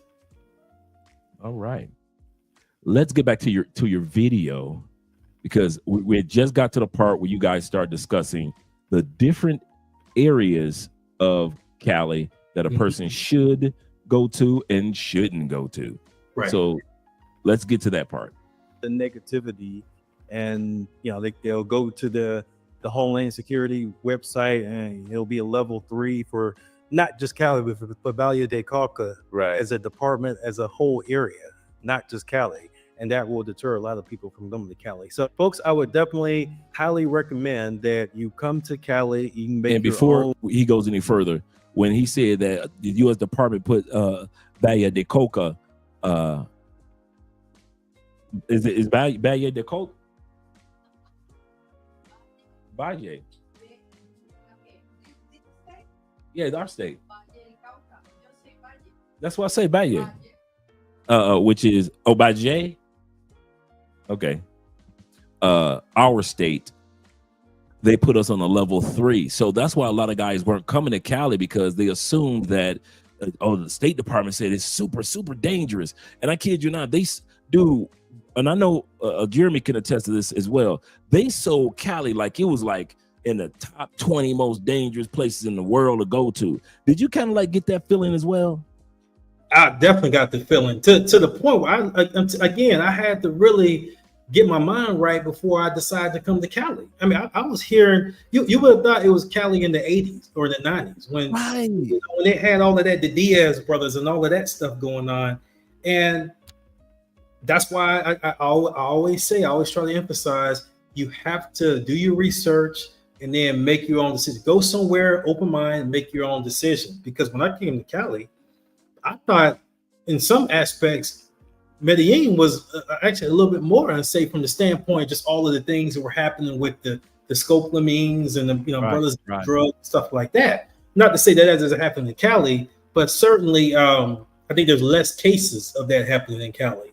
And when I came to Cali, what I learned immediately was you just got to know how to move and where to go and not be flashy and not throwing money around and leading with your money. If you do that, for the most part, you're going to be good in Cali. But it was always that on the Department of Homeland Security website, it was always level 3 on Valle de Cauca. It was always that level 3. And it's been like that since I've been going to Cali. That's 5 years ago or so. It's been like that. And sometimes you just got to give a place a chance and then make your own conclusion. Man, they sell, if you look at the U.S. State Department website, they sell Cali as if you go into the Congo. Am I lying? You're right. They sell Cali, Colombia as, dude, I was so paranoid about Cali because they literally sell it as if you going to the worst of the worst places on the planet. Mm-hmm. And it is far from, I'm telling you, Black Nubian, that's what they do. They sell it as if you were at the Congo. He said they advertise Cali more dangerous than Medellin. Yep. He said, I felt the opposite being in both cities. I did too. Shout out to you, Andrew. Yeah. Nothing like what they sold you is what Cali is. You like, so it's not the Congo? No, bro. And so, but there are areas that a person doesn't need to go to. We're going to watch that in your video. That's right. Let's go back here and here. Conclusions based on your trip to Cali and not based on others, because I obviously have positive experiences in Cali. Mario obviously has positive experiences because he won't leave Cali now. Yeah. So that's all good here. So it's all good. So I would highly recommend make the trip and then you make your own conclusion. So with that being said, for the folks that are watching this video, where would you recommend as far as Barrios experience to live in, to walk? Where would you say that, your top 3 or 4 barrios in Cali, and then the top 3 or 4 you would stay away from as a traveler? Right. I think I would ask anyone to decide, before you come, do you want to look for a party, or do you want to look for like a cultural experience? Are you coming alone as a solo traveler? Are you coming with friends? Are you coming with family, a significant other? Good point. If you're here on a shorter term basis and you're looking for a party and excitement and entertainment, I would say staying centrally located in the city in Granada or in Centenario, which is at the side of Granada. There's homes that you can rent that are really nice in the other side of Granada, Santa Monica Residencial. Maybe if you're traveling with a friend or a significant other, that'll put you a little bit closer to Chipichape, which is like probably one of the malls here that's going to feel more like a U.S. experience of shopping in a mall. So all of that area is definitely good for the party and the entertainment and the activity. If you're looking for a little bit more of maybe getting a cultural experience, I would suggest El Oeste, which is where we're at right now, which is where you bought your apartment. El Oeste is historically seen as a more affluent area of Cali. Whenever you say, hey, I live in El Oeste, people give you that eyebrow raise like, oh, wow, you Yeah. living where the rich folks live, right? That's true. But the part That's true. Let me pause for a second. That is so true. When you say what area you live in, that's how you judged in Cali. Facts. It's like us living in La Flor. It's like, y'all living in La Flor? Yeah. You see what I'm saying? Depending on where you live at, that's how you kind of like. Let me ask you this: Do you notice more classism in South America than racism per se? I'm glad Racism you is brought more that up. subtle, and classism is like right in your face. Right. I'm definitely glad you brought that up. It's true. Definitely classism definitely exists. And I've experienced that before. I would definitely say I haven't really experienced, I would say, any racism, but I have seen a little bit of it. I have to admit, I have seen a little bit of it with Afro-Colombians and say, like, for example, I've seen a lot of Afro-Colombians working at the restaurant, but they're in the back. They're working in the kitchen area, and I've seen a lot of the other, lighter Colombians working in the front. But that's a whole other conversation. But as far as the classism thing, that was like right in my face after I bought my apartment. So after I bought my apartment, I was just around town meeting locals, and this young lady that I met. I normally don't divulge, where I live and all that. But in this case, because I'd known her for a while, we've been going out several times.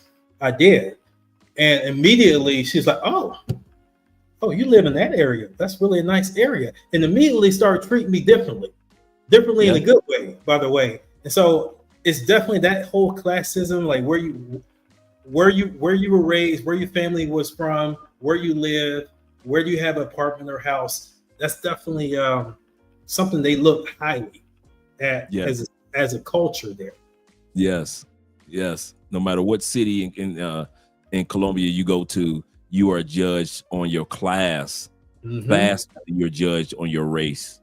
Not saying like you just said, you see black maids down here, so you kind of like, man, I've seen that stuff in the movies, and so you see a lot of black maids down here. You be in the mall and you'll see like 70% of the stores they don't have any black salespeople, and so you sit back, you kind of like, okay, they still have growing to do in that aspect, but as far as somebody riding down the street with a noose in her hand, you're not seeing that. And the other thing is, I've been to with my wife some of the more affluent locations throughout Colombia, and it's kind of funny. You're not looked up on like, what is that black guy doing here?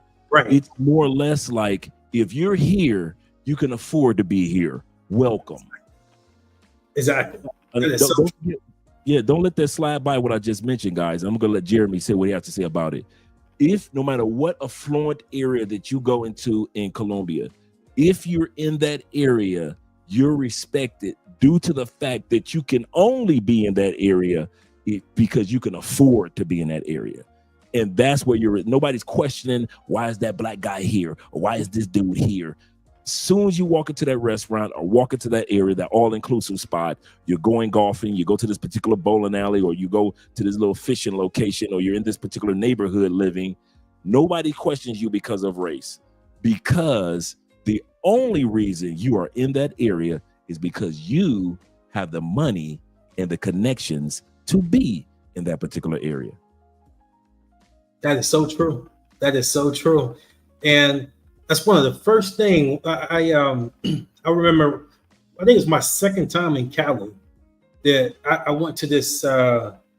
It's kind of like it's basically kind of like almost like what we would call like hibachi place in El Peñon. And some of the people that were there, they were coming up to me. They knew I was American, of course. How we walk, how we dress, how we talk. They knew I was American, and they were coming up to me like, "Where are you from? Okay, what do you do back home? What do you do in your country?" and they were just like intrigued. It wasn't definitely wasn't any type of racism, nothing like that. No. It was, they were genuinely. It was almost like this guy's got to be somebody I should go shake his hand. Absolutely. That type of attitude. Absolutely. Yeah. And you know what? One of the things that really impressed me about them coming over to talk to me was at the end of it, they were like, "Welcome to my country. Welcome to my city. I hope you have a great I time." know, right? I get that a lot, man. Even to this day, I get a lot of welcome to our city. Welcome to like I took some of you guys up to Crystal Ray a couple weeks ago. And so they can hear us speaking English. You can tell from, like you said, from the way we walk, the way we talk, we're not from there. And so, but they knew English because they were doing a tour with people from the States, right? Mhm. And so when the guy realized that like where you guys are from, I said, I'm from here. I've been living here for, going on a decade. And he still was like, welcome to our country, welcome to our city. Glad that you married one of ours, because they love when you marry one of theirs or date one of theirs. Yeah. Like even the women are like, "Oh, you married to a Calenia?" And like, because they're kind of competitive across the cities, and so it's kind of like they still to this day I still get that thank you for considering our country and our city for the place where you want to live and have a family. And let me just add, Dre, we got to keep it that way where we're getting thank you and we're getting them welcoming us. What we don't want is what's happening in Medellin where they're saying, "Hey, yo, leave, go, bye." Right. Go back to America. We want them to welcome us and say, "Hey, we welcome you to come here and to establish yourself in our city and to buy apartments or buy homes and get your visa." That's what we want. We want them to welcome us, but we don't want to wear out our welcome. Absolutely. Let's head back, and that's a good point. Let's head back to the video where he's discussing the areas to be in and the areas not to be in. Party is less here, and it's more about cuisine. There's museums. There's the Cali Zoo, which is up the river. There's a river that runs through all of El Oeste, which gives you a nice jogging area, a walking area. You can just get out and walk around.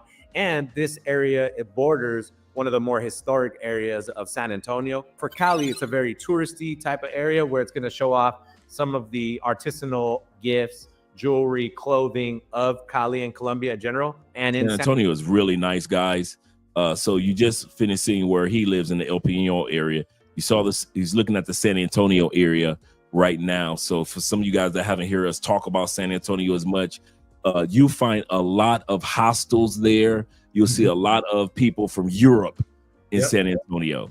A lot of people from Finland, Switzerland, Sweden, Austria. They love coming to Cali, Colombia, dude. And not too far from this area is La Topa Salsa Club, one of the most famous salsa clubs in Colombia. And they give free salsa lessons starting at 5 o'clock. So a lot of times the Europeans in San Antonio will walk a couple blocks, go to La Topa, have a great time, and you'll see them there all night long in that area. So and also San Antonio has some of the best romantic mom and pop restaurants that you have ever seen. That's true. Some of those restaurants are extremely romantical in San Antonio, and they're just small little spots all throughout the little area over here. Yeah, it is a great little barrio, and you're exactly right. A lot of backpackers, a lot of people that love to hike from Europe, like backpackers, live in barrio San Antonio. So you will definitely see, I would say, even more than El Peon and Santa Monica, you'll see a lot more tourists from all over the world, mainly I'd say in Europe, European tourists in San Antonio. Yeah, that's a good point. San Antonio, you'll get more of a backpacker vibe in San Antonio, but in San Antonio as well, there's amazing restaurants, museums, art galleries. Gotcha. And I would definitely agree with that. And just to emphasize something you said earlier, you can all walk these barrios. It might be a long walk in some cases. If you want to walk from El Peñon to Granada, that might be a long walk, but it's definitely achievable. So when you come to Cali, bring your good walking shoes, because you can experience all of it on foot. The other thing about San Antonio I want to mention before we go any further is, you know how hey guys, you know how colorful the houses are in Cartagena? That's San Antonio. Yep. You've got people you got fashion models and people come from all over the world to do photo shoots in San Antonio.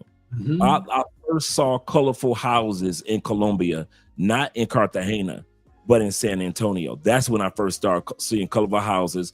That's when Andrea showed me that these houses they're not allowed to change their color. They can repaint them, but they're a historical color. And just like in Cartagena, those houses can be repainted, they can be refurbished and repaired, but they cannot be changed, because in Cartagena, that's a Nadesto, I forget how you pronounce it, World Heritage location in Cartagena. Well, it's the same feel that you get in Old Town Cartagena. Looks just like San Antonio. So just to give you guys an idea of what San Antonio and the restaurant areas and that church that's up top in San Antonio with 3 crosses looking down over that area is really nice. It's a great place to go to, a really nice romantic restaurants that are just, you wouldn't think from the outside that they're really as amazing on the inside as they are, but they really are. So just to give you an idea of what San Antonio looks like. Let's go back here. Okay, so barrios that travelers, tourists, first-time travelers should probably stay away from. Okay, yeah. So there's 3 large urban areas that I would suggest for a tourist, unless you have family or a very close friend that lives in these areas, not to go. And that would be Siloé, which in and of itself, Siloé is a huge mountain community. People who have taken over a side of a hill over the course of generations. Okay, before he goes any further, I'm going to bring that back. Yeah. Right where he is right here. This is Centro Commercial Cosmo Centro. This is the mall right here for the Afro-Colombian Festival. Yep. Remember he was saying yesterday, which mall do you meet? So if you live on this side of the city where we live, and you're going to take an Uber or you're going to take a taxi to this mall right here, Centro Commercial Mall right here. You're going to walk right across the street to all this area, and it's going to be the Petronio Alvarez Festival, just to let you guys know. But behind it, they have cable cars that go up these mountains. This is the hood that he's saying you do not want to go into. The closest I ever got to these hoods, Jeremy, me and Andrea took the cable car over because it's a beautiful view, did some video footage, and got right back on the cable car coming back. We literally didn't even walk into the area. And this was in the daytime though, right, Drake? Oh yeah. Oh yeah, okay. Just in the daytime. Yeah, this was a Sunday, so we weren't interrupting anybody work time. Right. This was Sunday morning, and we actually got on the cable car because a beautiful view going over, so you can get a lot of good footage. And as soon as we got off the car, we literally got into the car that was heading back down into back to Commercial Central area, because we knew, do not go into this hood, Siloé, that the brother was talking about. So let me just say, shout out to Mario Aguilar. He's a expat from LA that I met in Cali and befriended. And actually, he does a lot of my video editing, by the way. So shout out to him. Yeah.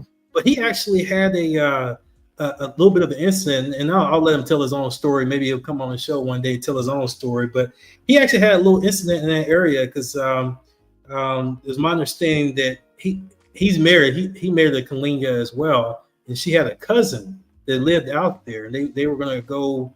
I believe it's to a wedding or something to that effect. And he had a close encounter. I won't tell all his. I want to tell a story for him, but he had a close encounter out there. So you definitely, in that Siloé area, you definitely want to be careful because it is hot in that area. A lot of gang activity. Yes. A lot of stuff going on, if you know what I mean. So just stay away. The best way to avoid an incident, you don't have any reason to be there. Don't go up in there. Nope. In all these years I've been here, I have never crossed the threshold of that area. I can rightfully say. because they couldn't get access to resources in the more expensive parts of the city to live. So people just slowly and progressively created their own community up on the side of a mountain, and it is immense. It's huge. I have friends in Cali who are drivers who told me, like, I might take you to the first couple blocks of the barrio, but they're not going in because these are the areas where the gangs tend to have dominance. You can't get food delivered there. Rappi does not deliver there. Certain Uber drivers, you cannot get there unless the Uber driver is from there or the taxi driver is from there. A regular Uber driver or regular taxi driver will not come and get you from Siloé area and some of the other areas he's going to talk about. Just north of that is a community called Terron, Colorado. Oh, yeah. And so Terron, Colorado is similar to Siloé in that it's in the hills and the mountains, but basically you're going to get the same thing. The local Caleños themselves will say, I don't like going up in there. If they're not from that part of town, they don't like to go up in it. So I highly suggest that tourists themselves stay out of those areas. And then you have what they call here Agua Blanca. Agua Blanca covers the east side of this city, and most people here refer to it as El Oriente. So whereas the other side of Cali, Siloé, and Terron, Colorado, they're in the mountains, this side of the city is more flat. I believe. Brothers, I know they got beautiful women on the east side of Cali. I know. I want to hear what Jeremy had to say about this in a second. Do not go on the east side of Cali unless you got somebody that knows their way around there. But if you don't know anybody, I don't care how beautiful she is, it is not worth it. Let me let Jeremy speak on that one before we continue on. Go ahead. Facts times 10. Look, there are some beautiful, just regular women that live in these neighborhoods. In these 3 neighborhoods that we're talking about, there's some beautiful, I'm talking about drop dead beautiful women. They're not working women, by the way. They're just regular women that live in these neighborhoods. There is no reason for you to go in these neighborhoods. It will be just like, I think somebody just said, it's like going to LA or going to east side of Atlanta. There's no reason to go over there. You're just asking for problems. So because they're gonna, the criminals are real smart. They're gonna know right off the bat, oh, he's not from here. He's in America. Oh yeah, we're gonna get him. So it's just not worth it. It's not worth playing your life for a beautiful woman. And then who knows? Who knows? She might set you up. It's not worth it. And some of those areas don't even have streets. They got dirt roads. They ain't even took the time out and put a street in those areas. It's like Wild Wild West. Am I lying? It looks like the Wild Wild West, like gunslingers, dirt roads. And it's going to be the little teenagers. Yep. Going to rob you. Not necessarily the older people. It's going to be the little teenage punks there. They trying to get some money. They trying to prove themselves in a little gang. Yep.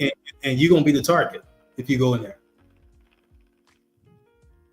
One brother said, driver took me to Ontario. He said, or Ontario, to pick up a date.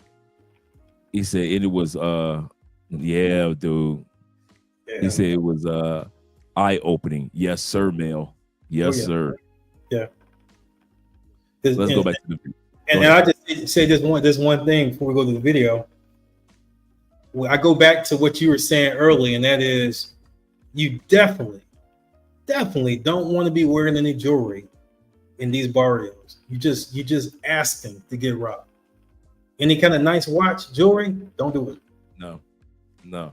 And that's why I don't drive. I know I'm funny style. I always tell dudes I'm a bougie brother, so I'm funny style. So I already know they can see it on my face that I don't belong there. But the other thing is we have an expensive vehicle. And so to just park an expensive vehicle in those areas, we're asking for stuff to get stolen. Yeah. That's why when dudes always ask me, hey, Dre, the dude's been asking me that for years. Hey, Dre, what you up to? Nothing. Hey, we having to get together on the east side. No, bro, I ain't going to the east side. I'm not parking my vehicle over there at night on the east side of Cali. Are you crazy? I might as well strip the car down myself and give the parts away for free. Right. Let's get back to the video. Let's go back here. This is a really good video. I've watched this video maybe three times. Say that. Over the last month, I came across it. I came across, I was like, oh man, these guys are giving some real good information on the locations. That's why I wanted to pick this particular one. Mm-hmm. So stay off of these 3 areas, guys. This area we know you won't go to because you need to get a cable car to get there. This area, you ain't gonna go up into the mountains anyway. Mm-hmm. This is the east side of Cali with all the gorgeous sisters and all the Afro-Colombian sisters that you're gonna see at the festival. Do not let them trick you into saying, hey, we got an after party. Don't go to the after party, gentlemen, on the east side. Somebody got deleted last year. Also, this year, last year, they had an after party at the Petronio, and somebody got deleted at the after party that they have every year on the east side. And this year, somebody got deleted.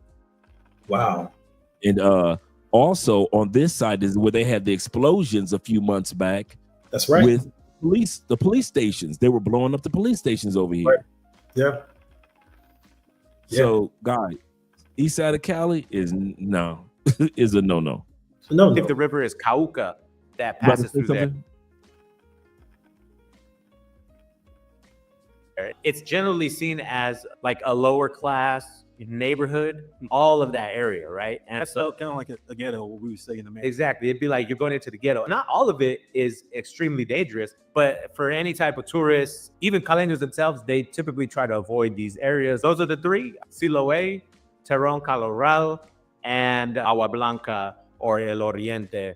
And it is so true, folks, that you could be the victim of a crime if you're not vigilant and if you just do things to put yourself in bad situations. So Mario's already given you 3 neighborhoods to avoid, and obviously things can happen even in the good neighborhoods if you wearing a Rolex watch or an expensive piece of jewelry and someone sees that. So crime, things can happen anywhere. And Mario, you're exactly right. My No Dark Papaya video addressed all of this. Yeah. You could make a series, which you are. To be honest, I will say the longer that I've stayed in Colombia and in Cali, the safer I feel. Because as your knowledge of the environment goes up, your sense of security goes up as well. So overall, would you say that Cali, Colombia is safe? Oh yeah, Overall. absolutely. Yeah. And I've invited friends and family to come visit me, and it is safe for the average tourist. Last question for you, Mario. What does future hold for you here in Cali, Colombia? Now, I do know you did get married, right? Yes. Yep. So what does future hold for you here? The future for me in Colombia, I think, has a lot of opportunity. So you mentioned earlier that I work in social media. I also want to complete the Colombia dream. You know, people talk about the American dream, right, a lot. So now I have my Colombia dream. My Colombia dream is to buy my own finca. You know, a finca. Come on now.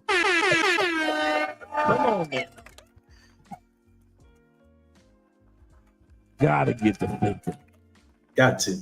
You gotta get a finca. Not for example, you have your apartment, and being a Colombian, you gotta have a finca. You want to explain before Mario explains, let me hear what you have to say. What is a finca? Okay, so folks, peeps, finca is a house. You gotta have a house. It's the same thing as in America, where they say the American dream. Part of that is on a house in the hills with your family and your nice, beautiful wife or girlfriend. That's the American dream. It's the same thing in Colombia. You want to have a nice home, something where you can relax, you can have family gatherings, you can have barbecues, and then you can have peace and solitude in your own crib, in your own house. Absolutely. And a lot of times fincas are outside of the city. So it's kind of funny. Colombians will have their home and their jobs and their careers in the larger cities. And as soon as like a holiday like today is and tomorrow, they're not in the city. The cities are empty. Right. A lot of you guys will come down here to Medellin on certain holidays. You'll come down to, I remember on Mother's Day when I first went to Medellin, and I kid, like in 2017, it was empty. And I was wondering, like, why is it so empty on Mother's Day? Because everybody went out to the coffee region in the fincas to celebrate with their mothers and their grandmothers. Colombians celebrate their holidays in the interior of the country, to where tourists celebrate or come to Colombia on the outskirts. So tourists are going to Cartagena when Colombians are going to the coffee region. Tourists are going to Medellin when Colombians are going to El Peñol and Guatapé for the rock and all that area and enjoy that area. Tourists come to Cali, but the pineapple region and all the other regions in the small towns with the horses and everything, that's where the fincas are around Cali, whether it be El Peñon, whether it be a Pareda area, whether it be Manizales, whether it be Armenia, whether it be Santa Rosa, St. Vincent, all these smaller towns, but they have a huge amount of land and these beautiful houses. Andrea family just built their finca, and Andrea outside of Medellin, and Andrea is going to be visiting them, visiting the house for the first time next month. So she'll be going next month. And so so everybody's family, the Colombian dream really is to have your home or apartment, whatever it is you own in the larger city where you work. But the true dream is for the family or an individual to own a finca. And once you got a finca, you got bragging rights in Colombia. You made it. You've made it. You got you a finca, man. The family gonna be coming. Everybody gonna be. If you're not there that weekend, the family want to borrow the finca. That weekend that you're not there. We've rented fincas. We've been to so many because we spend more time at the coffee region since we have a vehicle. We can drive to all these areas and spend the weekend or spend a week. We rented fincas, Jeremy. We rented one finca. It was a mansion. We rented it for $55 a night because we went on a weekday. Giant swimming pool. It had a swimming pool. It was a 2-story, 8-bedroom. It was huge and quiet area. And because we didn't rent it during the week, we rented it on the weekend. The whole location was ours. Yeah, in Armenia. Yep. You remember that video in Armenia? We rented that for $55. We rented another one out here in Cali, on the outskirts of Cali, for I forgot, it was right around that amount for $55 as well, for about 100. I think it was no, it wasn't a per night. I think it was $100 for 3 nights, and we rented. So they're out here, but we try to rent during the week when they're not full, and so we get to experience the whole thing. But the brother is correct about the finca. Somebody had a good question here. Let me see. He said, Dre, this is a rhetorical question. He said, if it's like that, why do we come? I didn't get that part. He said, it's better, is it? But explain. A.B. Samuels, do me a favor. Give me since that question was asked a little while back, give me a little bit more clarity on what you meant by if it's like that, why would we come? If it's better, is it better? But explain. Give me a little bit more clarity on what you mean, and we'll answer that for you.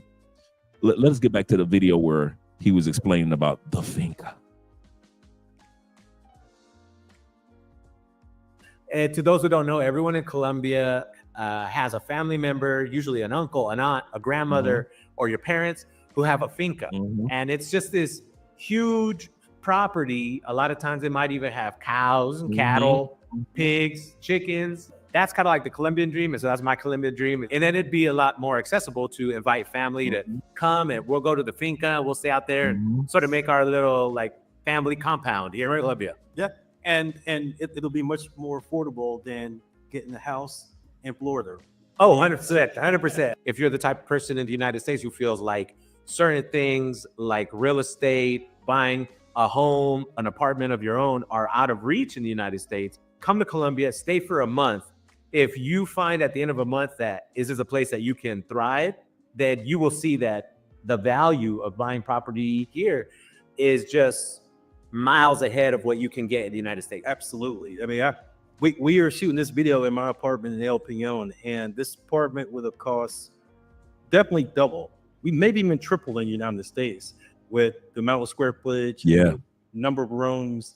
It's just amazing. You get a huge bang for your buck for your US dollar here in Colombia. That is one reason to experience Cali. You want to fall in love with the culture and then invest in the culture, which is exactly what myself and Mario had done it. And I really appreciate you being on the show.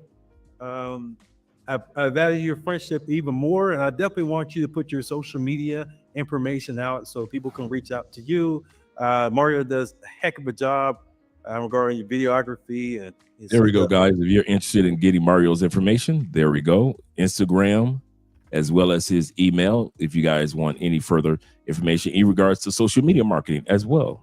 Social media platforms. So I would highly recommend him. If you're a social media influencer and need help with your videos, this is the man right here. Thank you. It's been a pleasure of mine. So thank you for inviting me. All right. Well, I will see you the next time. Don't forget to like, follow, subscribe. Remember, Cali is Cali. See you the next time. All right. I like that. My work is easy because I use In this right here. Now, do you have the link to your website? I do. And I'll just say what the website is. It's really, really easy to remember. Good peeps, real easy to remember. It's travel2cali.com. So travel, the word to, Cali.com. It'll take you directly to the website. And what this website is, it is a website that gives you an overview of Cali culture. So what I'm trying to do is I'm trying to showcase Cali culture, but also give you some resources that you can tap into before you even touch down in Cali. For example, you might want to do a walking tour, a city tour. Well, there's a resource on the website that will allow you to set that up before you even touch down. Or you might want to set up a salsa dancing class. Again, right from the website, you can set all of this up.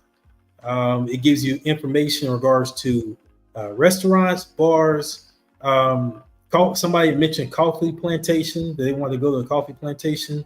You can set up a coffee plantation tour. Now it's going to be an all-day tour. It's going to be about 8 hours, but it's well worth the tour. Trust me. You go in an area you haven't seen before outside of Cali, and you'll get to see how coffee beans are produced and how ultimately you get good, delicious Colombian coffee. Yeah, there we go. So that's the website, travelcali.com. By the way, I should mention this website was the creation of the website is myself, but the website was developed by a Caleño, by a local web designer. He did a hell of a job, as you can see, and that is even from the logos. You can see the logo in the top left hand corner there, right there. Yep, that logo was developed by I call her. She's a developer. She's an artist and developer, and she did a great job with just putting it together, the essence of Cali culture in the logo. But as you can see, I have a introduction video there. And then you could keep scrolling down. There's also a travel guide that you can purchase. It's about $20, but the information in this travel guide is priceless, because there's a lot of information that I didn't know about. Kind of like we were talking, Dre, earlier. I didn't know about 5 years ago that I didn't know there was any kind of travel guide. Just wasn't any travel guide available that I knew of. So I want to condense enough information in this travel guide that the person could always have on their phone. They could always research it.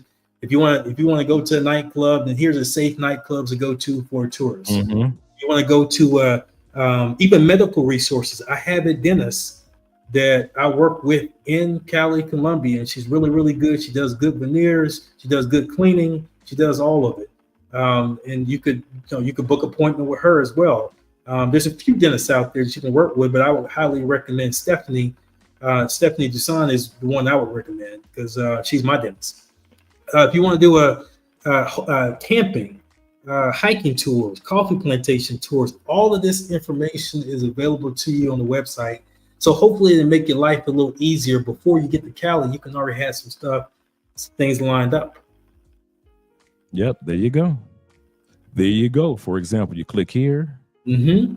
You get all the information that you'll need in regards to some of the free tours, historic tours down here. And this, for example, this is one for 3 hours. Whenever you do a free tour, always tip the person.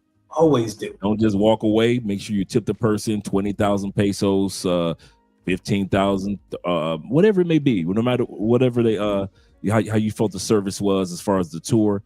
Make sure you tip that person because that's how we support the locals. And one of the things, speaking of support, shout out to my man Kevin Crawford with the $5 love. He said, Andre, put this towards your Finca, my brother. That's going to be the beginning of the Finca Fund. Shout out to my brother, as well as Blade Runner with the $5 love for supporting the cause. Yes, sir. Shout out to you, gentlemen. Appreciate you, gentlemen, being here. And so let's look a little bit further into the website. So you get to find out about Cali, Colombia, a little bit more information. Yeah. So this first page gives you sort of a summary of the Cali culture. It's talking about salsa. We talked a lot about salsa earlier. It's talking about salsa. It's talking about wildlife, biodiversity, a big deal. Yes. In Colombia in general, but in Cali, if you go to the zoo in Cali, you'll see why Cali is very biodiverse from a plant, animal standpoint. Got some many hundreds of species of plants or plants and animals that you can't even find in America. You never see in America. No. Just scroll down a little bit more. Just right here. Just keep scrolling. So there's a lot of landmarks. You were talking about some of them in your history first segment of the show. A lot of that history that Dre was talking about. A lot of these landmarks are right in downtown Cali, in El Centro. And so that's a part of the culture. Obviously, the hospitality and the cultural warmth are a big part of Cali. To separate Cali from a lot of other cities within Colombia is the people are just nice. It's nothing for the people to walk up to you, even though they might only speak a little bit of English, to walk up to you and say, "Hola, cómo está?" And see how your day is. I did not know that the trumpet was a Grupo Nietzsche monument. Mm-hmm. I did not know that. I've been driving past the trumpet, thousands of times, and I've been to the trumpet many times, but I did not think about I didn't put two and two together with Grupo Nietzsche. And for guys that don't know, the trumpet here in Cali is a gigantic trumpet, and you can go on the inside and you can hear the music play. It has the music notes on the inside of the trumpet, and you can hear the music playing at the same time. And then you go to the next one, and you go to the next one, because like 4 trumpets in a row. But I didn't think about putting Grupo Nietzsche. That's a good, Grupo Nietzsche. Shout out to the brothers. Shout out to Grupo Nietzsche. They on a worldwide tour right now, and that's how big Cali is in regards to musicians and performers. Is they're worldwide. Anybody that knows anything about salsa is going to know Grupo Nietzsche. They're going to know about that group, that band. They're going to know about it. And in the Latin community, you just have to say that you're from Cali, Colombia, and people automatically know you where you are just because of salsa. Just because of salsa. Truly, the salsa capital of the world. It really is. When you start going to other cities, whether it be Cuba, or whether it be Puerto Rico, San Juan, Puerto Rico, Cali is set aside in regards in the salsa world, is at the very top in the salsa world. And also you have down here, I need to go ahead and revamp our website as well. But down here you have your Instagram information, as well as click on here for the TikTok, the YouTube, as well as the TikTok. So if you guys want to see even further into Cali culture, the YouTube channel, as well as the website here, and let's go over to here. You already mentioned the guide. Mm-hmm. So you have to travel guide. Yep, and you can purchase that again, $20 to be able to know exactly where to go, what to do. Even I have information about the police. Like if you ever had an incident and you needed to call the police, God forbid you have an incident where somebody robs you or something like that. But if you did, there are contacts that you can call within the policia department within Cali. So it just basically, it gives you the full resources that you need to have a successful trip. That's what's up. Also, for private consultations, you guys can reach out to him in regards to the 60 minutes or the 30-minute consultation. So make sure that you guys book as well for each package and reach out to him by way of email if you want a particular type of package. Exactly.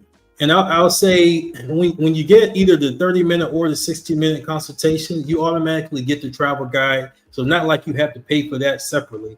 You get with that fee, with that cost, you get the 30-minute consultation, and you get or 60, and you get the travel guide as well. And you get the travel guide, you can download it on your phone, and you'll have that for forever. There we go.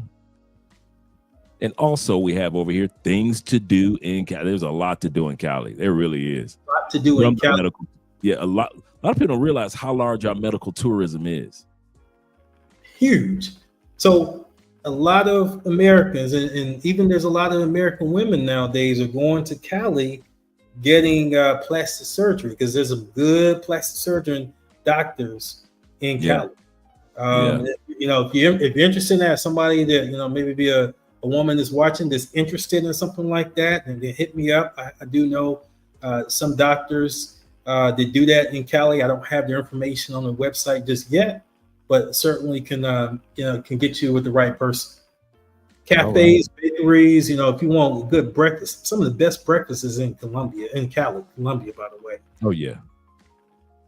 You got the Coffee Park day trip tour, which is not bad. You got the Coffee Park. That just hit me again. Yeah. The Park the Cafe, dude. Y'all gotta go. You gotta go. You guys get to this tour right here. I'm telling you guys, you will love the Coffee Park tour. Definitely. It's the Juan Valdez Coffee Park. Trip. Yeah, it is. It's not too far from Cali. It's real nice. This is not bad as far as 9 a.m. to 6 p.m. Not bad at all, man. Mm-hmm. Yes. You guys got to go to Parque de Cafe. Definitely. Gotta be. I've been there. We've been there 3 times. And I interview people there from around the world. And guess who I don't see there? Brothers. That's sad. I have yet to run across a brother from the state in Parque de Cafe. Yeah. I'll run across everybody, man. There are so many places in Colombia that I'll be the only brother from the States or the only foreigner that's there. We got to stop going to just Cartagena and Cali. I mean, Cartagena and Medellin and telling people I've been to Colombia. No, you haven't. You've been to Medellin and to Cartagena, but you really haven't been to Colombia, because when you go to the park, the coffee park, you start to realize why Colombians vacation on the inside of the country and not on the outside. Colombians are by the waterfalls. Colombians are by all the hot springs. Colombians are by the volcanoes, the snow-capped mountains, the exotic animals. That's where Colombians, the fincas, like we were just mentioning, that's where Colombians vacation. They do not save all them. They might go to Cartagena once or twice in a lifetime. Mm-hmm. They are not going to Cartagena all the time. They're not going to Barranquilla. They're not going to Santa Marta all the time. And they're not going to Medellin all the time. Mm-hmm. Because like I said, whenever major holidays happen in Medellin, I notice Medellin's like Cali. It gets empty because everybody driving to their finca. Mm-hmm. That's so true. It's not a bad price, man. I kid you not, leaving out of Cali. This is not a bad price, man. And you got to think about it. That's going to be an all-day trip. You're gonna be in a different area and actually go and walk and see the plants, take pictures of the plants, talk to the people. I mean, it's a good buy. It's something. It's something that a lot of people don't do when they come to Cali or to Colombia in particular, in general. But be open-minded, brother. Be open-minded and do some of these activities you might not normally do going some of the other cities. Yeah. There's some things on the outskirts of all the cities that you can do. And I like that you got the sports activities, things that could be done here, like the Saturday runs and the kickboxing classes. Absolutely. And that's another thing to mention to the audience too, is there's a lot of people in shape in Cali. Yes, sir. They take their health and fitness very, very serious in Cali with all the gyms. You got kickboxing gyms, you got boxing gyms, you got MMA gyms. CrossFit. to CrossFit. So if you vacation in Cali, you shouldn't be gaining pounds, because between the walking and then if you go to the gym, or if you do one of these running, if you get in a running club, or if you in a kickboxing class, you should definitely get your workout. If you're into rollerblading, they got those down here. If you're into riding bikes, bike riding up these mountains, you see these dudes riding these bikes up these mountains. I'm like, I can't do it. I can't. These dudes ride up mountains on bikes, man. I think it was last year or the year before, the Tour de France was won by Colombia.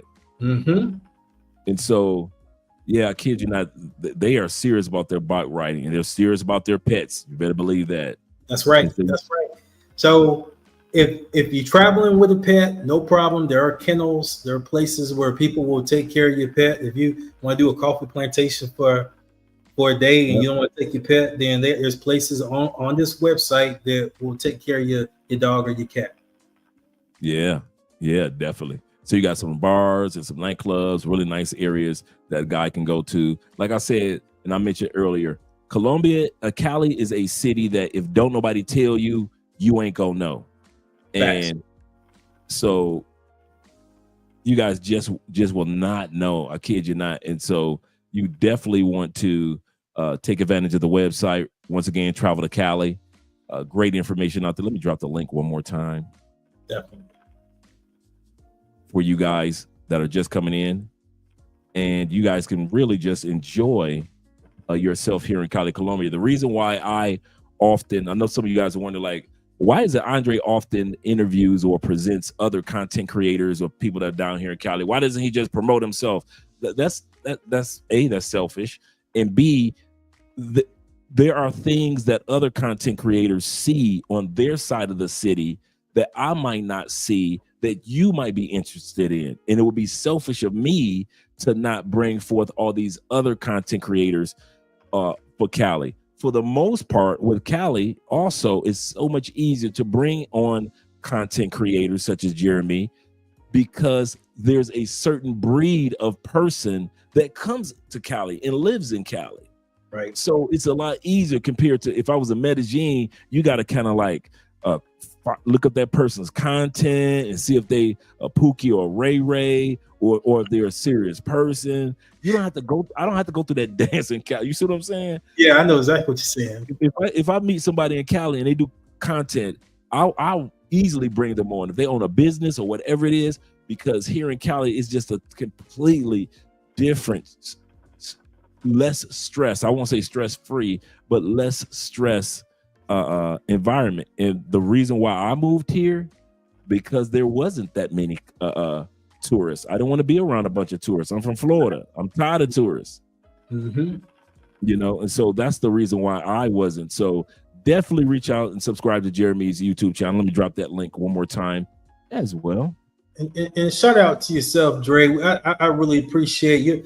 You're much more established in the game as far as your platform than I am, and I appreciate the fact that you've allowed me to present my platform to your audience, because it's definitely there's strength in numbers, and there's no reasons why we as content creators and brothers shouldn't be working together.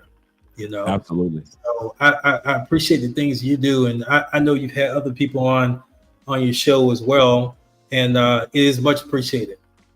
Oh yeah. I'm looking to have you all back on soon anyway. Again, so you are home in Cali. You are home on Love Crossing Borders as well, brother. I kid you not. And we love, yeah, definitely. And because dude, I remember being at 400 subscribers. I remember being at 200 subscribers. And when we got to 1,000 subscribers was like 1,000,000 miles away. Yeah. I remember when me and Andrea, our dream was to make $400 a month on YouTube.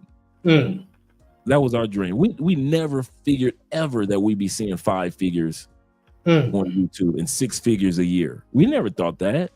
Wow. So when you sit back and you see others that are up and coming and that are putting in the work, such as building websites, you're interviewing people, you're doing all the things that we were doing, and you got a marketing manager. all the things that we were doing and even more. I'm excited to see all you guys that's coming down the turnpike. I really am. I love seeing the new faces of Cali that are all mature audience faces. And last but not least, you guys confirm a lot of stuff that I'll say. See, they've been hearing my mouth run off and me and Andre talk for 6 years. They tired of hearing us. So it's about time that they hear other voices that kind of confirm some of the things that we've been saying as well. Yeah, that's one of the things I like about your show is you always keep it real, you keep it transparent, and is good facts from the heart. You really want to see people come out, whether it be just a vacation or whether it be an expat and to relocate to Cali or Medellin or wherever, come out and be successful, and also, you know, leave in any preconceived notions, any foolishness that was in America that you learned, reprogram your mind to a point where you can be successful in Colombia. And let's look at one last thing that I didn't get a chance to show the audience, which is your Instagram. Yes. Let's look at your Instagram real quick. And so you want to join Cali Colombia culture, or Cali Colombian culture. Remember Mm-hmm. the AN culture, and make sure that you guys check out the Instagram and the small reels of interviews that he has. Oh, that's good. Hey, this is good right here. Yes. That's 4,100. That's not bad. Shout out to Cali. Yeah. Shout out to Cali. Oh, this is right around the corner from our house. So, and what I try to do, Dre, is I try to post things that could always be a good tip for tourists or travel, whether it be little things like, hey, the salsa museum. Okay, this is how much the salsa museum is going to cost. This is what you could do when you go there. Little things like even weightlifting. A lot of people don't know that the weights are shown in kilograms and not pounds. So they go in and try to stack the weight, and they don't even know how much they lift. So like little tips that help you be successful, because there is a learning curve in Cali, and Cali is not is different. And so all these little tips help. Even restaurants like Pampa Malbec, if you like good Argentinian steak house, you can go there. It's a little pricey, but it's a good steak. Yep, and you got Home Center up there, which is their version of Lowe's and Home Depot. Exactly. Yep. So there's a lot of information that you can. You have the Turk House. If you want good Colombian coffee and a good breakfast, they got a good omelet Turk House. You know, if you want breakfast. Yeah, I gotta check that out. Tell me a little bit more about the book, Miseducation of Agriculturization. So there is a Colombian American author by the name of MJ Del Sol. That's her pen name. She lives in Miami right now, but she basically, short version of her story is she was born and raised up to the age of 8 years old in Cali. Her mom is a Kalina.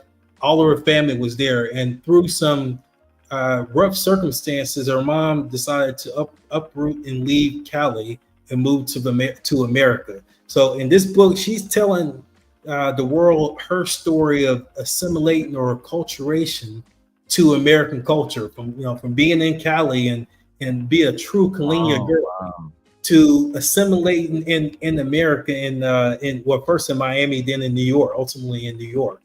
So very interesting story. She has a amazing writing and delivery style. And if you want to know how difficult that process is, I highly recommend to read her book, Miseducation of Acculturation, which is on Amazon. You can purchase it, but I would highly recommend you read her book because it's very inspiring. Deal.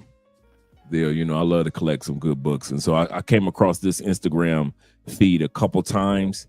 And so I realized, I said, once I get you on the show, I think this feed right here was the one that kind of like introduced me to you.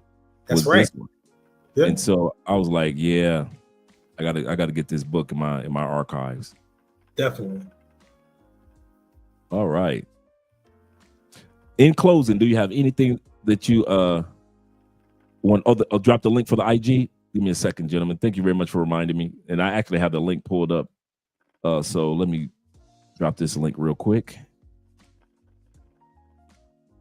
Let me drop the link for the IG. Drop that a couple times. in closing, do you have anything that you want to share with the audience? So first of all, I want to say again, I really appreciate you bringing me on to the show. And if anyone has any questions about Cali, it doesn't matter what question it is, there are resources available for you. Dre has lived in Cali, I believe, I know is longer than I've lived in Cali. He knows probably twice as much information as I know about the city. So Dre is a great resource, obviously, if you have any questions about Cali. If you have any questions for me, you see my IG, the website, traveltocali.com. I do personal consultations. But the thing I want to leave you with to keep in mind is, keep in mind how Medellin is, and how the fact that a lot of locals within Medellin are tired of us tourists, American tourists. So when you come to Cali, just keep in mind that you want to embrace the culture and you want to learn their culture, not the other way around. So you can't expect that people are going to be able to speak English because there's a lot less tourism in Cali. Cali is an amazing city, but you just have to keep in mind it's not a tourist city.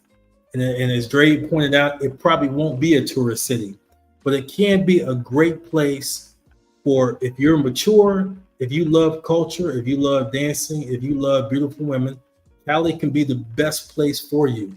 And it's very affordable, but you have to have an open mind, understand that you have to assimilate to their culture, not the other way around. It's going to be a lot different than it is in America or Europe or Canada.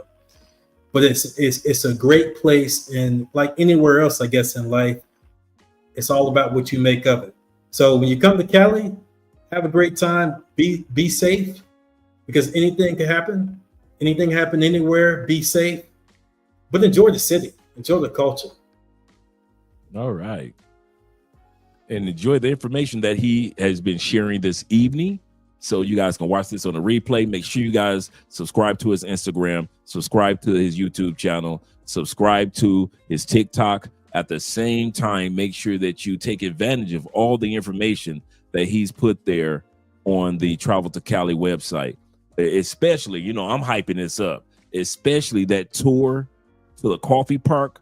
You guys will thank yourself 100 times over. And I'll tell you why. Let me give myself a solo real quick. The reason why I said that, they not only have a theme park that's letting you know about the history of coffee and all the things that you can get, and great restaurants there and all that. That's one thing.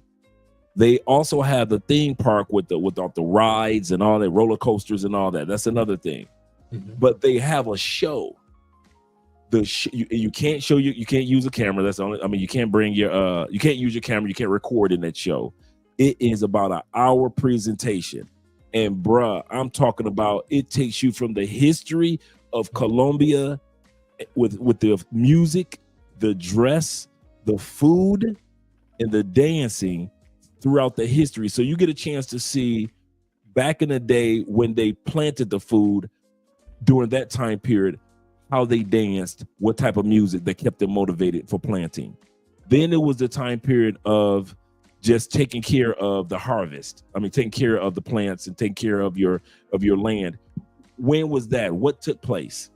And then you got a chance to see the celebration dances of harvest. And then then they bring you through history of Colombia and the changing of the clothing. And dude, it's kind of like you're watching a whole Las Vegas show. It's set up like that, like a dense, dark, you're on in your seats, and it kind of like go up in a platform, like a concert auditorium. And so it's set up something like that. It's indoors, and I'm telling you guys, it's always a long line to get in. It is well worth it. The dancing, it's almost like a Ringling Brother type of show too, with the dancing off the where the women are spinning on the curtains, and it is just so amazing. Then you get a chance to see the machete fight dances. I didn't even know they had dancing sitting around machete fights, and the men and the women literally machete fight dancing, and it was part of Colombia as far as its history in the coffee region. So when I sit back and I tell you guys go, and it's got another area with a giant platform that's looking down over the whole thing, and you climb the stairs and you get to the giant platform. Dude, if you're a content creator, there are so many views and angles that you can get some of your best shots. And then it's got the cable ride, you riding the cable. So when you first go into the park and to get real deep into the park, there's a cable ride. So now you get a view, almost like a helicopter view, that you can get content from that perspective. I kid you not, man. It is, like I said, we've been there 3 times. I will go there even more times because we haven't seen everything. And this is the Juan Valdez coffee fields. They converted part of their coffee fields, because that's how much money he's made over the years selling coffee around the world, that they convert part of it into a theme park. And I kid you not, guys, it is they got the, as you can see from the photo that he has, they got the whitewater rafting, a little short whitewater rafting event. All around it is waterfalls in that area. I'm telling you guys, there's so much to see in Colombia that you guys are not taking advantage of, and it's not hard to get to. So if you want to go to the coffee park, do take advantage of going to his website and setting that up. You don't have to have a car like we do. Everything is going to be arranged for you. It's a whole day trip, and you get a chance to really enjoy another side of Colombia that most brothers do not take advantage of. They are missing out on the most spectacular areas of Colombia, and that's Parque de Cafe, hands down. Plus, you got the T-shirts you can buy out there, and all the souvenirs and everything. When Colombia see that you got that Parque de Cafe T-shirt on, you better believe they know that you're not just some regular tourist, but you actually went to the heart of their country to learn more about the country. Shout out to you for having that, brother. Yes, sir. Yes, sir. Definitely. We're gonna keep pushing that one, because I want to see some more brothers out there too. So we're gonna keep pushing that one. Mad Max Gary, who came down with Peace Corps in the early 80s. He's married to Kalenia way back in the day. They're always here. And Mad Max said the Coffee Park show was very beautiful and entertaining, emotional for me being married to a Colombian family. You do look at, thank you, Gary. Yeah. When you have somebody that you're in an intimate relationship down here, you start to look at Colombia through their eyes. Right. Not just through your eyes. You get to see why Colombians, the inner part of Colombia lets you know why they are who they are. The cities don't. That's Cali right. doesn't tell you what Colombia is. Medellin, you do not know Colombia if you've just been to Medellin. If you've only been to Cartagena, Santa Marta, Barranquilla, if you've only been to Bogota, you have not, and I'm going to tell you guys, you have not been to Colombia. The real Colombia, these people actually are farmers. That's the real Colombia. These people are really just farmers that just so happen to live in a big city. That's why whenever it's time to leave, am I correct, Jeremy? You're right. You're exactly right. They're farmers, and a lot of, I tell you this is a little secret for the other single guys out there. Some of the best women you'll find are some of those women that work on the farms. Because they know how to cook, they know how to just do manual stuff. They know how to make things happen. They understand business because their fathers or the grandfathers had a farm. So those are some of the best women. That's a little hint for you. Those are some of the best women to know and associate with.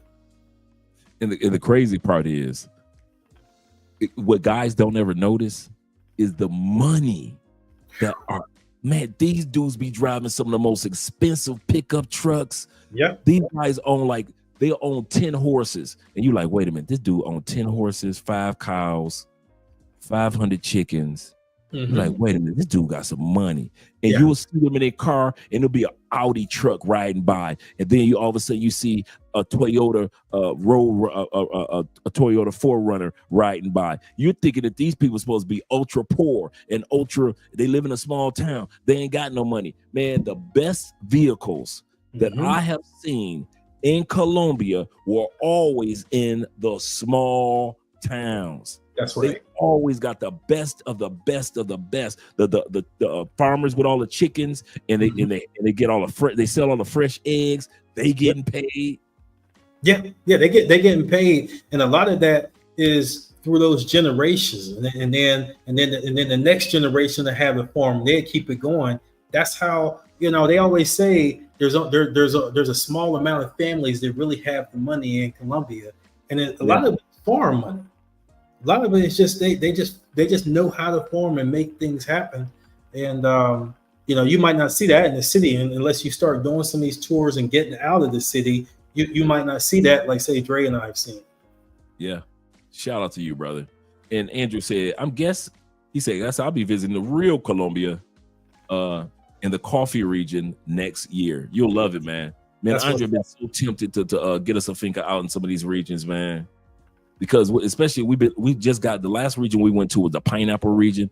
Hey, we didn't know Colombia had a pineapple region. That's why we always got fresh pineapples. Now I get it, but we went and rented a finca out in the pineapple region. We were the only ones out there because we rented during the weekday, and it was one of those fincas that the whole wall slides.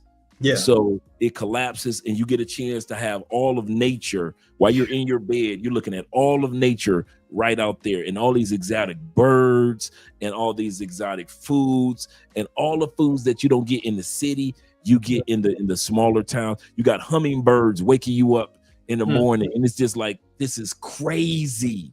Yeah. We talk about less than nothing. And when I see dudes only hanging out in Medellin, when dudes ain't never even been to Guatemala, I know they haven't even been to Guatemala. How is it that you have been to Medellin 15 times and you have never taken a 2-hour taxi ride or a 3-hour bus ride to Guatemala and climbed the rock? You've never climbed you've been to Medellin and you have never been to Guatemala. One of the most beautiful areas in South America is the Guatemala area, and you have never climbed. I'm done with y'all, bro. No, you're exactly right though. I had some homeboys that, but besides El Poblado, that's all they do. That's all they've seen in Colombia is El Poblado. And I was like, there's a lot more to Medellin than just El Poblado in the park. There. It's sad, and so like you can't say you got the full experience that you know the culture just going to those little tourist traps. You really got to go to these places where it's like you see what you're seeing. You see nature, you see the hummingbirds, and you see all the different species of plants and vegetation that they have out there. That will open up your eyes to a point where you like, now I understand why people want to live out here. Now I get it. Yep, absolutely. Just in case you guys are wondering, what am I talking about with The Rock before I let my brother go, because it's going on 3 hours. I don't want to hold him up too much, because you know what, guys, you know how I do. And so before we that's my bad. Before we go any further, let me show you guys what The Rock looks like that I'm talking about. Right here is the Rock of Guatemala. You can see the stairs going up the sides. This area is 2 hours out, and it's beautiful.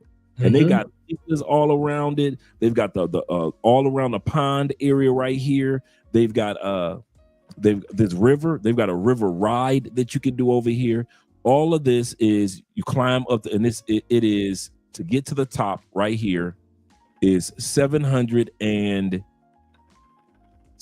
think 725 steps. It is wide. It's not narrow, so you don't have to feel like it's narrow stairs. They're very wide steps, and man, you're climbing those stairs. It's got some people stop, take a rest, and then they keep on climbing. And some people stop and take a rest again, and they keep on climbing. But the view is beautiful. It is one of the places that Colombians. This is one of their top spots to go to in a lifetime, that they wish that they could go to one time in their life, to go to the Rock of Guatemala. And you guys are going to Medellin all the time, and all you got to do is pay a taxi. Me and Andrea at that time period paid $45 for a taxi driver to drive us 2 hours to Guatemala, and we had the restaurants. Oh my goodness. But guys don't do it. Yeah, I mean that should definitely be in your top 3 Colombian bucket list. to do when you go to Medellin. Because again, it's only 2 hours. We're talking if you're in shape, it'll take you about maybe 40 minutes to get to the top. If you want to take some breaks, it might take you a little over an hour. But once you get to the top, you see that view. It's amazing. And they have people that they can sell you like little water or like energy drink or something like that in between all of those stairs. So it's not like, you have to, I mean, you can pack some water, obviously, if you need to, but they got little rest areas that you can stop, get your breath, get some water, and keep going. So I would highly recommend to do that. That's you have to do that. Absolutely correct. Absolutely correct. Let me see if I can pull up the small town. And connected to it is a small town, a small tourist town. That's right. So you got this area, and it's got a lot of restaurants, and it's got a lot of eateries and a lot of things to do around it. And there's a lot of little hotels around it. This is all around Guatapé, all around that rock area is this little town, man. I kid you not. So don't think that, okay, I'm driving all the way over there for a rock. It's not just that. It's a lot to see over there, a lot to experience over there in Guatapé, or in other words, El Peñol. And as you can tell, it's just as colorful as Cartagena. Cartagena does not own color, okay? Right. It's not the only colorful city in Colombia. That's right. But for those that haven't been to Guatapé yet, I'm telling you guys are, man, you just doing yourself a disservice, bro. That's why when you guys be talking about Medellin, I'd be looking at y'all like, whatever. Because you need to get out of Medellin and go around. Medellin got spots with hot water springs that you can go to, and you've got day spa areas in around Medellin that are so beautiful. Medellin has 3 beautiful golf courses that you guys can enjoy if you like to play golf, and they'll supply the clubs and everything, but you don't take advantage of it. That's right. Yeah, right. You can go ATVing. You can go out 20, 30 minutes outside the town, go ATVing in the hills. You can do horseback riding. There's a lot of activities besides going to the Park Lajeras. Besides all of that nonsense, you could do a lot of other things with your time that you could look back on and be like, okay, that was the culture. That was something fun that I did that most other tourists don't do. There it is, golf in Medellin. Look at that. Beautiful golf courses. Beautiful golf courses. We got 3 beautiful golf courses out here in Cali. I just learned something. I wasn't aware of that. You didn't know? Oh man, yeah, bro. Let me go pull these Calis up before I let you go.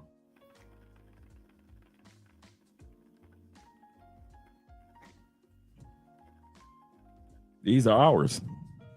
We got 3 of them. My boy brought his dad down here because his dad been shooting golf since '72. He was a golf instructor, brother, and he brought his dad down here to shoot golf in Cali. Nice. And that's the only reason he came down here, because he was like, "Hey, Dre, do me a favor. I need you to find me some golf courses in Cali because I'm trying to get my dad down." And as soon as I sent him to these golf courses, his dad was on the next flight. That's nice. His first time out of the country, and when he went back, not even 4 months later, his dad passed on. But he was so happy that he was able to get his dad to be able to enjoy playing golf outside of the United States for the first time. Now, are these in the city, or are they kind of like outside the city? Just a little bit outside the city, but not too far. Right. Yeah, we got 3 of them. Okay. Yep. So again, there's a lot to do in Cali. You just have to know what to do and where to go and have an open mind to do it. Yep, and here's the phone number just in case you guys want information and more. And the website is called Colombian Golf Trips, so they can set up a whole trip for you. I'm gonna look this one up because I'll probably add this one to the consultations. But yeah, golfing in Cali, man, all the information that the person would need. Nice. So I'm gonna drop this link for us for you guys that are on the live stream. So this lets you know about golfing. All around Medellin. I mean, actually all around Colombia. Let me go right here. And then this is the best golfing in Cali right here. So let me share this with you guys, so you can put this in your consultation as well.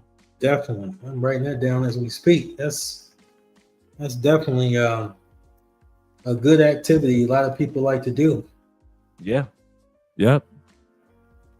I've got connections to the information for the bowling alleys, the golfing, the hiking here, the hot water springs. As you well know, you going down to the river. It's just so much to do, man. He said, say it again. Plethora of things to do. Yeah. It really is. He said going to Guatapé tour guide and taxi ride is all less than the dudes getting pay for play up. Mm-hmm. He said on my list eventually. Yeah, guys, I kid you not, you'll love it. You will love that Guatapé, especially when you finally climb to the top and you get to the top and that view. Yeah, it's great. You guys always know I got a story for something. I had a dude down here who was dating a chick here in Cali, Colombia. He called himself in love. I'm like, oh, I could tell the chick is like, a party girl. Yeah. Not street, but just I could tell she a party girl. Right. But he's trying to deny it. How come Andre and I are in Guatapé? This how I showed you how small the world is. We are in Guatapé. We're climbing the rock. Guess who is right in front of us climbing the rock? The same chick with another dude. She booed up. I mean, booed up. Now, Andre didn't ever knew this story. This is the first time I ever told y'all this story. Andre don't even know this story. I'm looking like, now I know who it is because when we hung out the whole night. So I recognize this woman like nothing, right? Right. And we walking up the rock, and I'm like, and she kind of look at me, and she kind of paused for a second, and I'm like, nah, I ain't gonna say that. Ain't none of my business, girl. I ain't gonna say dip into no other man's business. But she walking up the rock with another man, booed up with each other the whole time, and I'm looking like, I tried to tell him she belonged to the streets, but hey, either way, yeah, enjoy Guatapé, gentlemen. Well, hey, that song back in the day, Project Pat sing. Don't save them. You don't want. They don't want to be saved. Come on, shout out to Project Pat. Seriously, they don't want to be saved. Seriously. But let me let you go, brother, man. It has been a blessing to have you on the show, man. We're looking forward to seeing you doing wonderful things here in Cali, Colombia. We're looking forward to having you on the show more than just this one time. Any time that you want us to give you some advice on something, or you say, Dre, somebody asked me about this, man. Do we have this here in the city or that here in the city? Hit me up. Let me know, man. I'm gonna tell you something about Andre. I am not funny style. I'm just bougie. Hey, you good people. That's as we say in Mississippi. That's where I'm from. Yeah, you good people, So I appreciate everything you do. Continue to keep doing what you're doing. Of course, there are going to be haters here and there. You know how that goes. But continue to keep doing what you're doing because you're doing some great work. And I'll be honest with you, you inspire me. So I appreciate it. All right. I appreciate that, brother. Let me let you go. Enjoy the rest of your evening. And I'm going to close this show out. And shout out to the audience that was here. Let me go right here. There we go.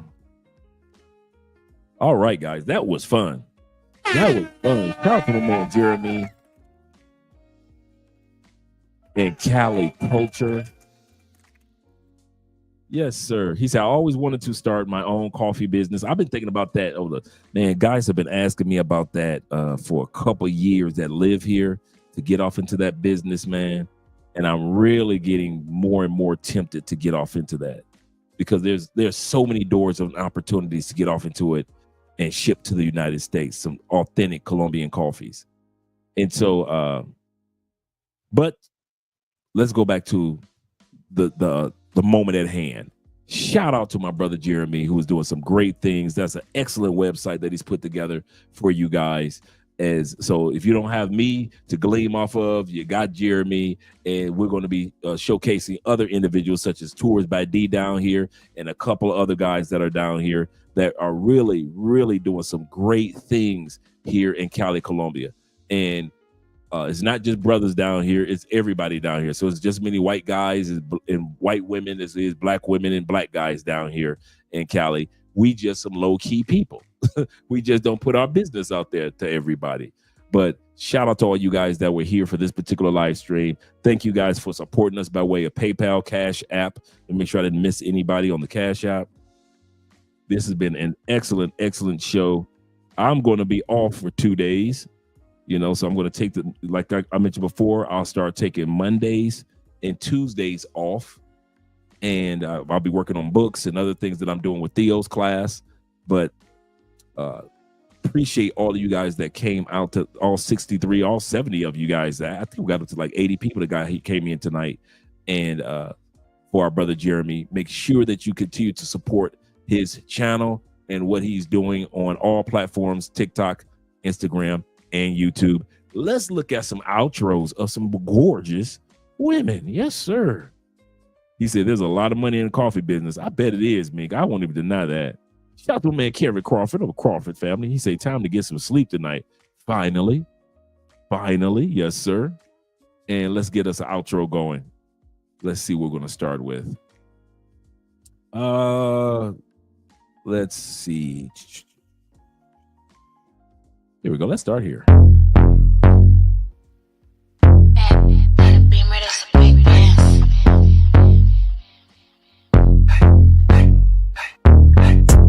This ain't a Beamer, that's a big dance. Chrome heart got me kissing on his best friend. Put in work, baby, you could be my best man. Sending cash to my account, he investing.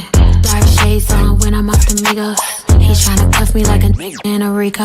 Moving through this like GTA with a cheat code. He claimed that he love me, but before not a freak. I just wanna dance all night. Can't nobody do it just like I.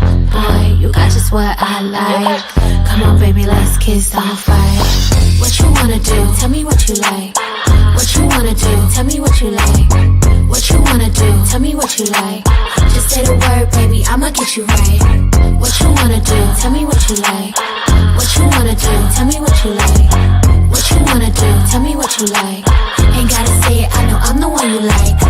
Ooh, damn, tell the DJ turn the beat up. Got a white boy who be singing like a Beatle. Claim she getting bread, but I heard she doing keto. I don't do drugs, I'ma smoke a little weed up. I can't chase a man for no paper. I just think it's sweet, I'ma show him now or later. I be getting money on the wake up. He a broke boy, tell that bitch get his cake up. Only with dope boys, they the ones who spinning paper, get your weight up. Total send an Addy and a stay up. Just out here mad, told him assalamu alaikum. Who that 5'5", she don't even need no makeup. What you wanna do? Tell me what you like. What you wanna do? Tell me what you like. What you wanna do? Tell me what you like. Just say the word, baby, I'ma get you right. What you wanna do? Tell me what you like. What you wanna do? Tell me what you like. What you wanna do? Tell me what you like. Ain't gotta say it, I know I'm the one you like.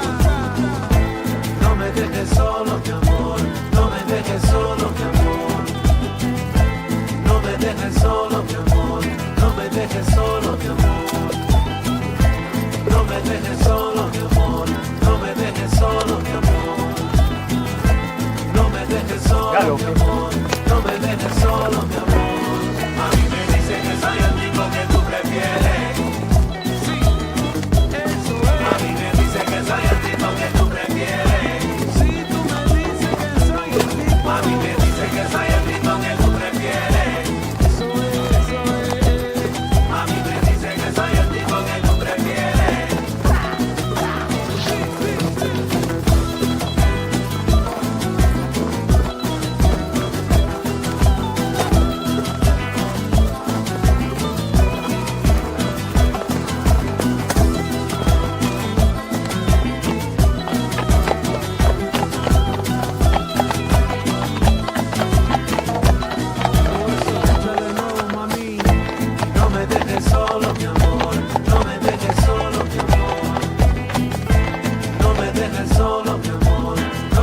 dejes solo, mi amor. No me dejes solo, mi amor. No me dejes solo, mi amor. No me dejes solo, mi amor. No me dejes solo, mi amor. Mami me dice que soy el tipo que tú prefieres. Mami me dice que soy el tipo que tú prefieres. Mami me dice que soy el tipo que tú prefieres. Mami me dice que soy el tipo que tú prefieres.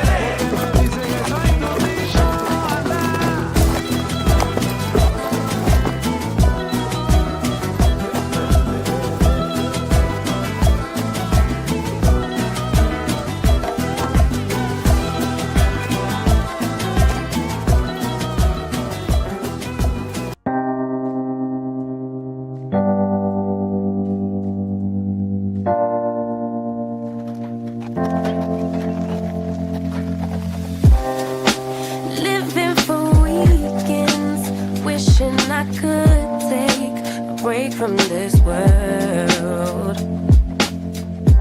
Running on a hamster wheel, but searching for something I can't feel.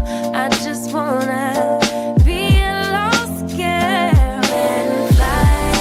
A breath, feel my wings spread, levitate above the ground and make eye contact with clouds. Now I'm rising, I'm soaring above it all. I just wanna be free, finally, I wanna be free,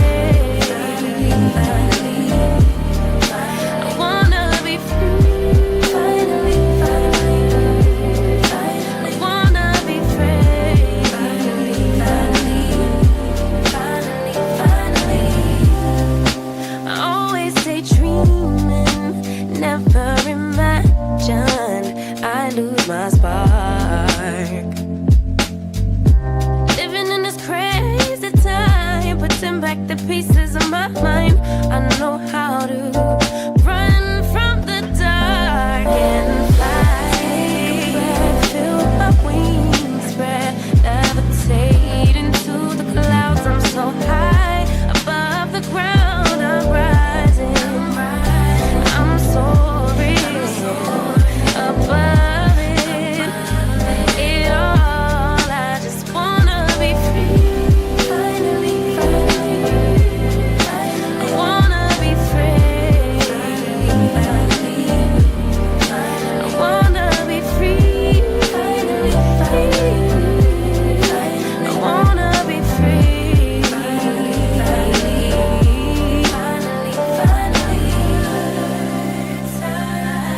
higher to a bird. You, I'm rising, I'm soaring above it all. I just wanna be free. I wanna be free.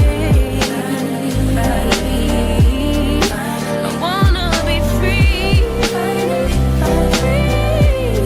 I wanna be free. Finally.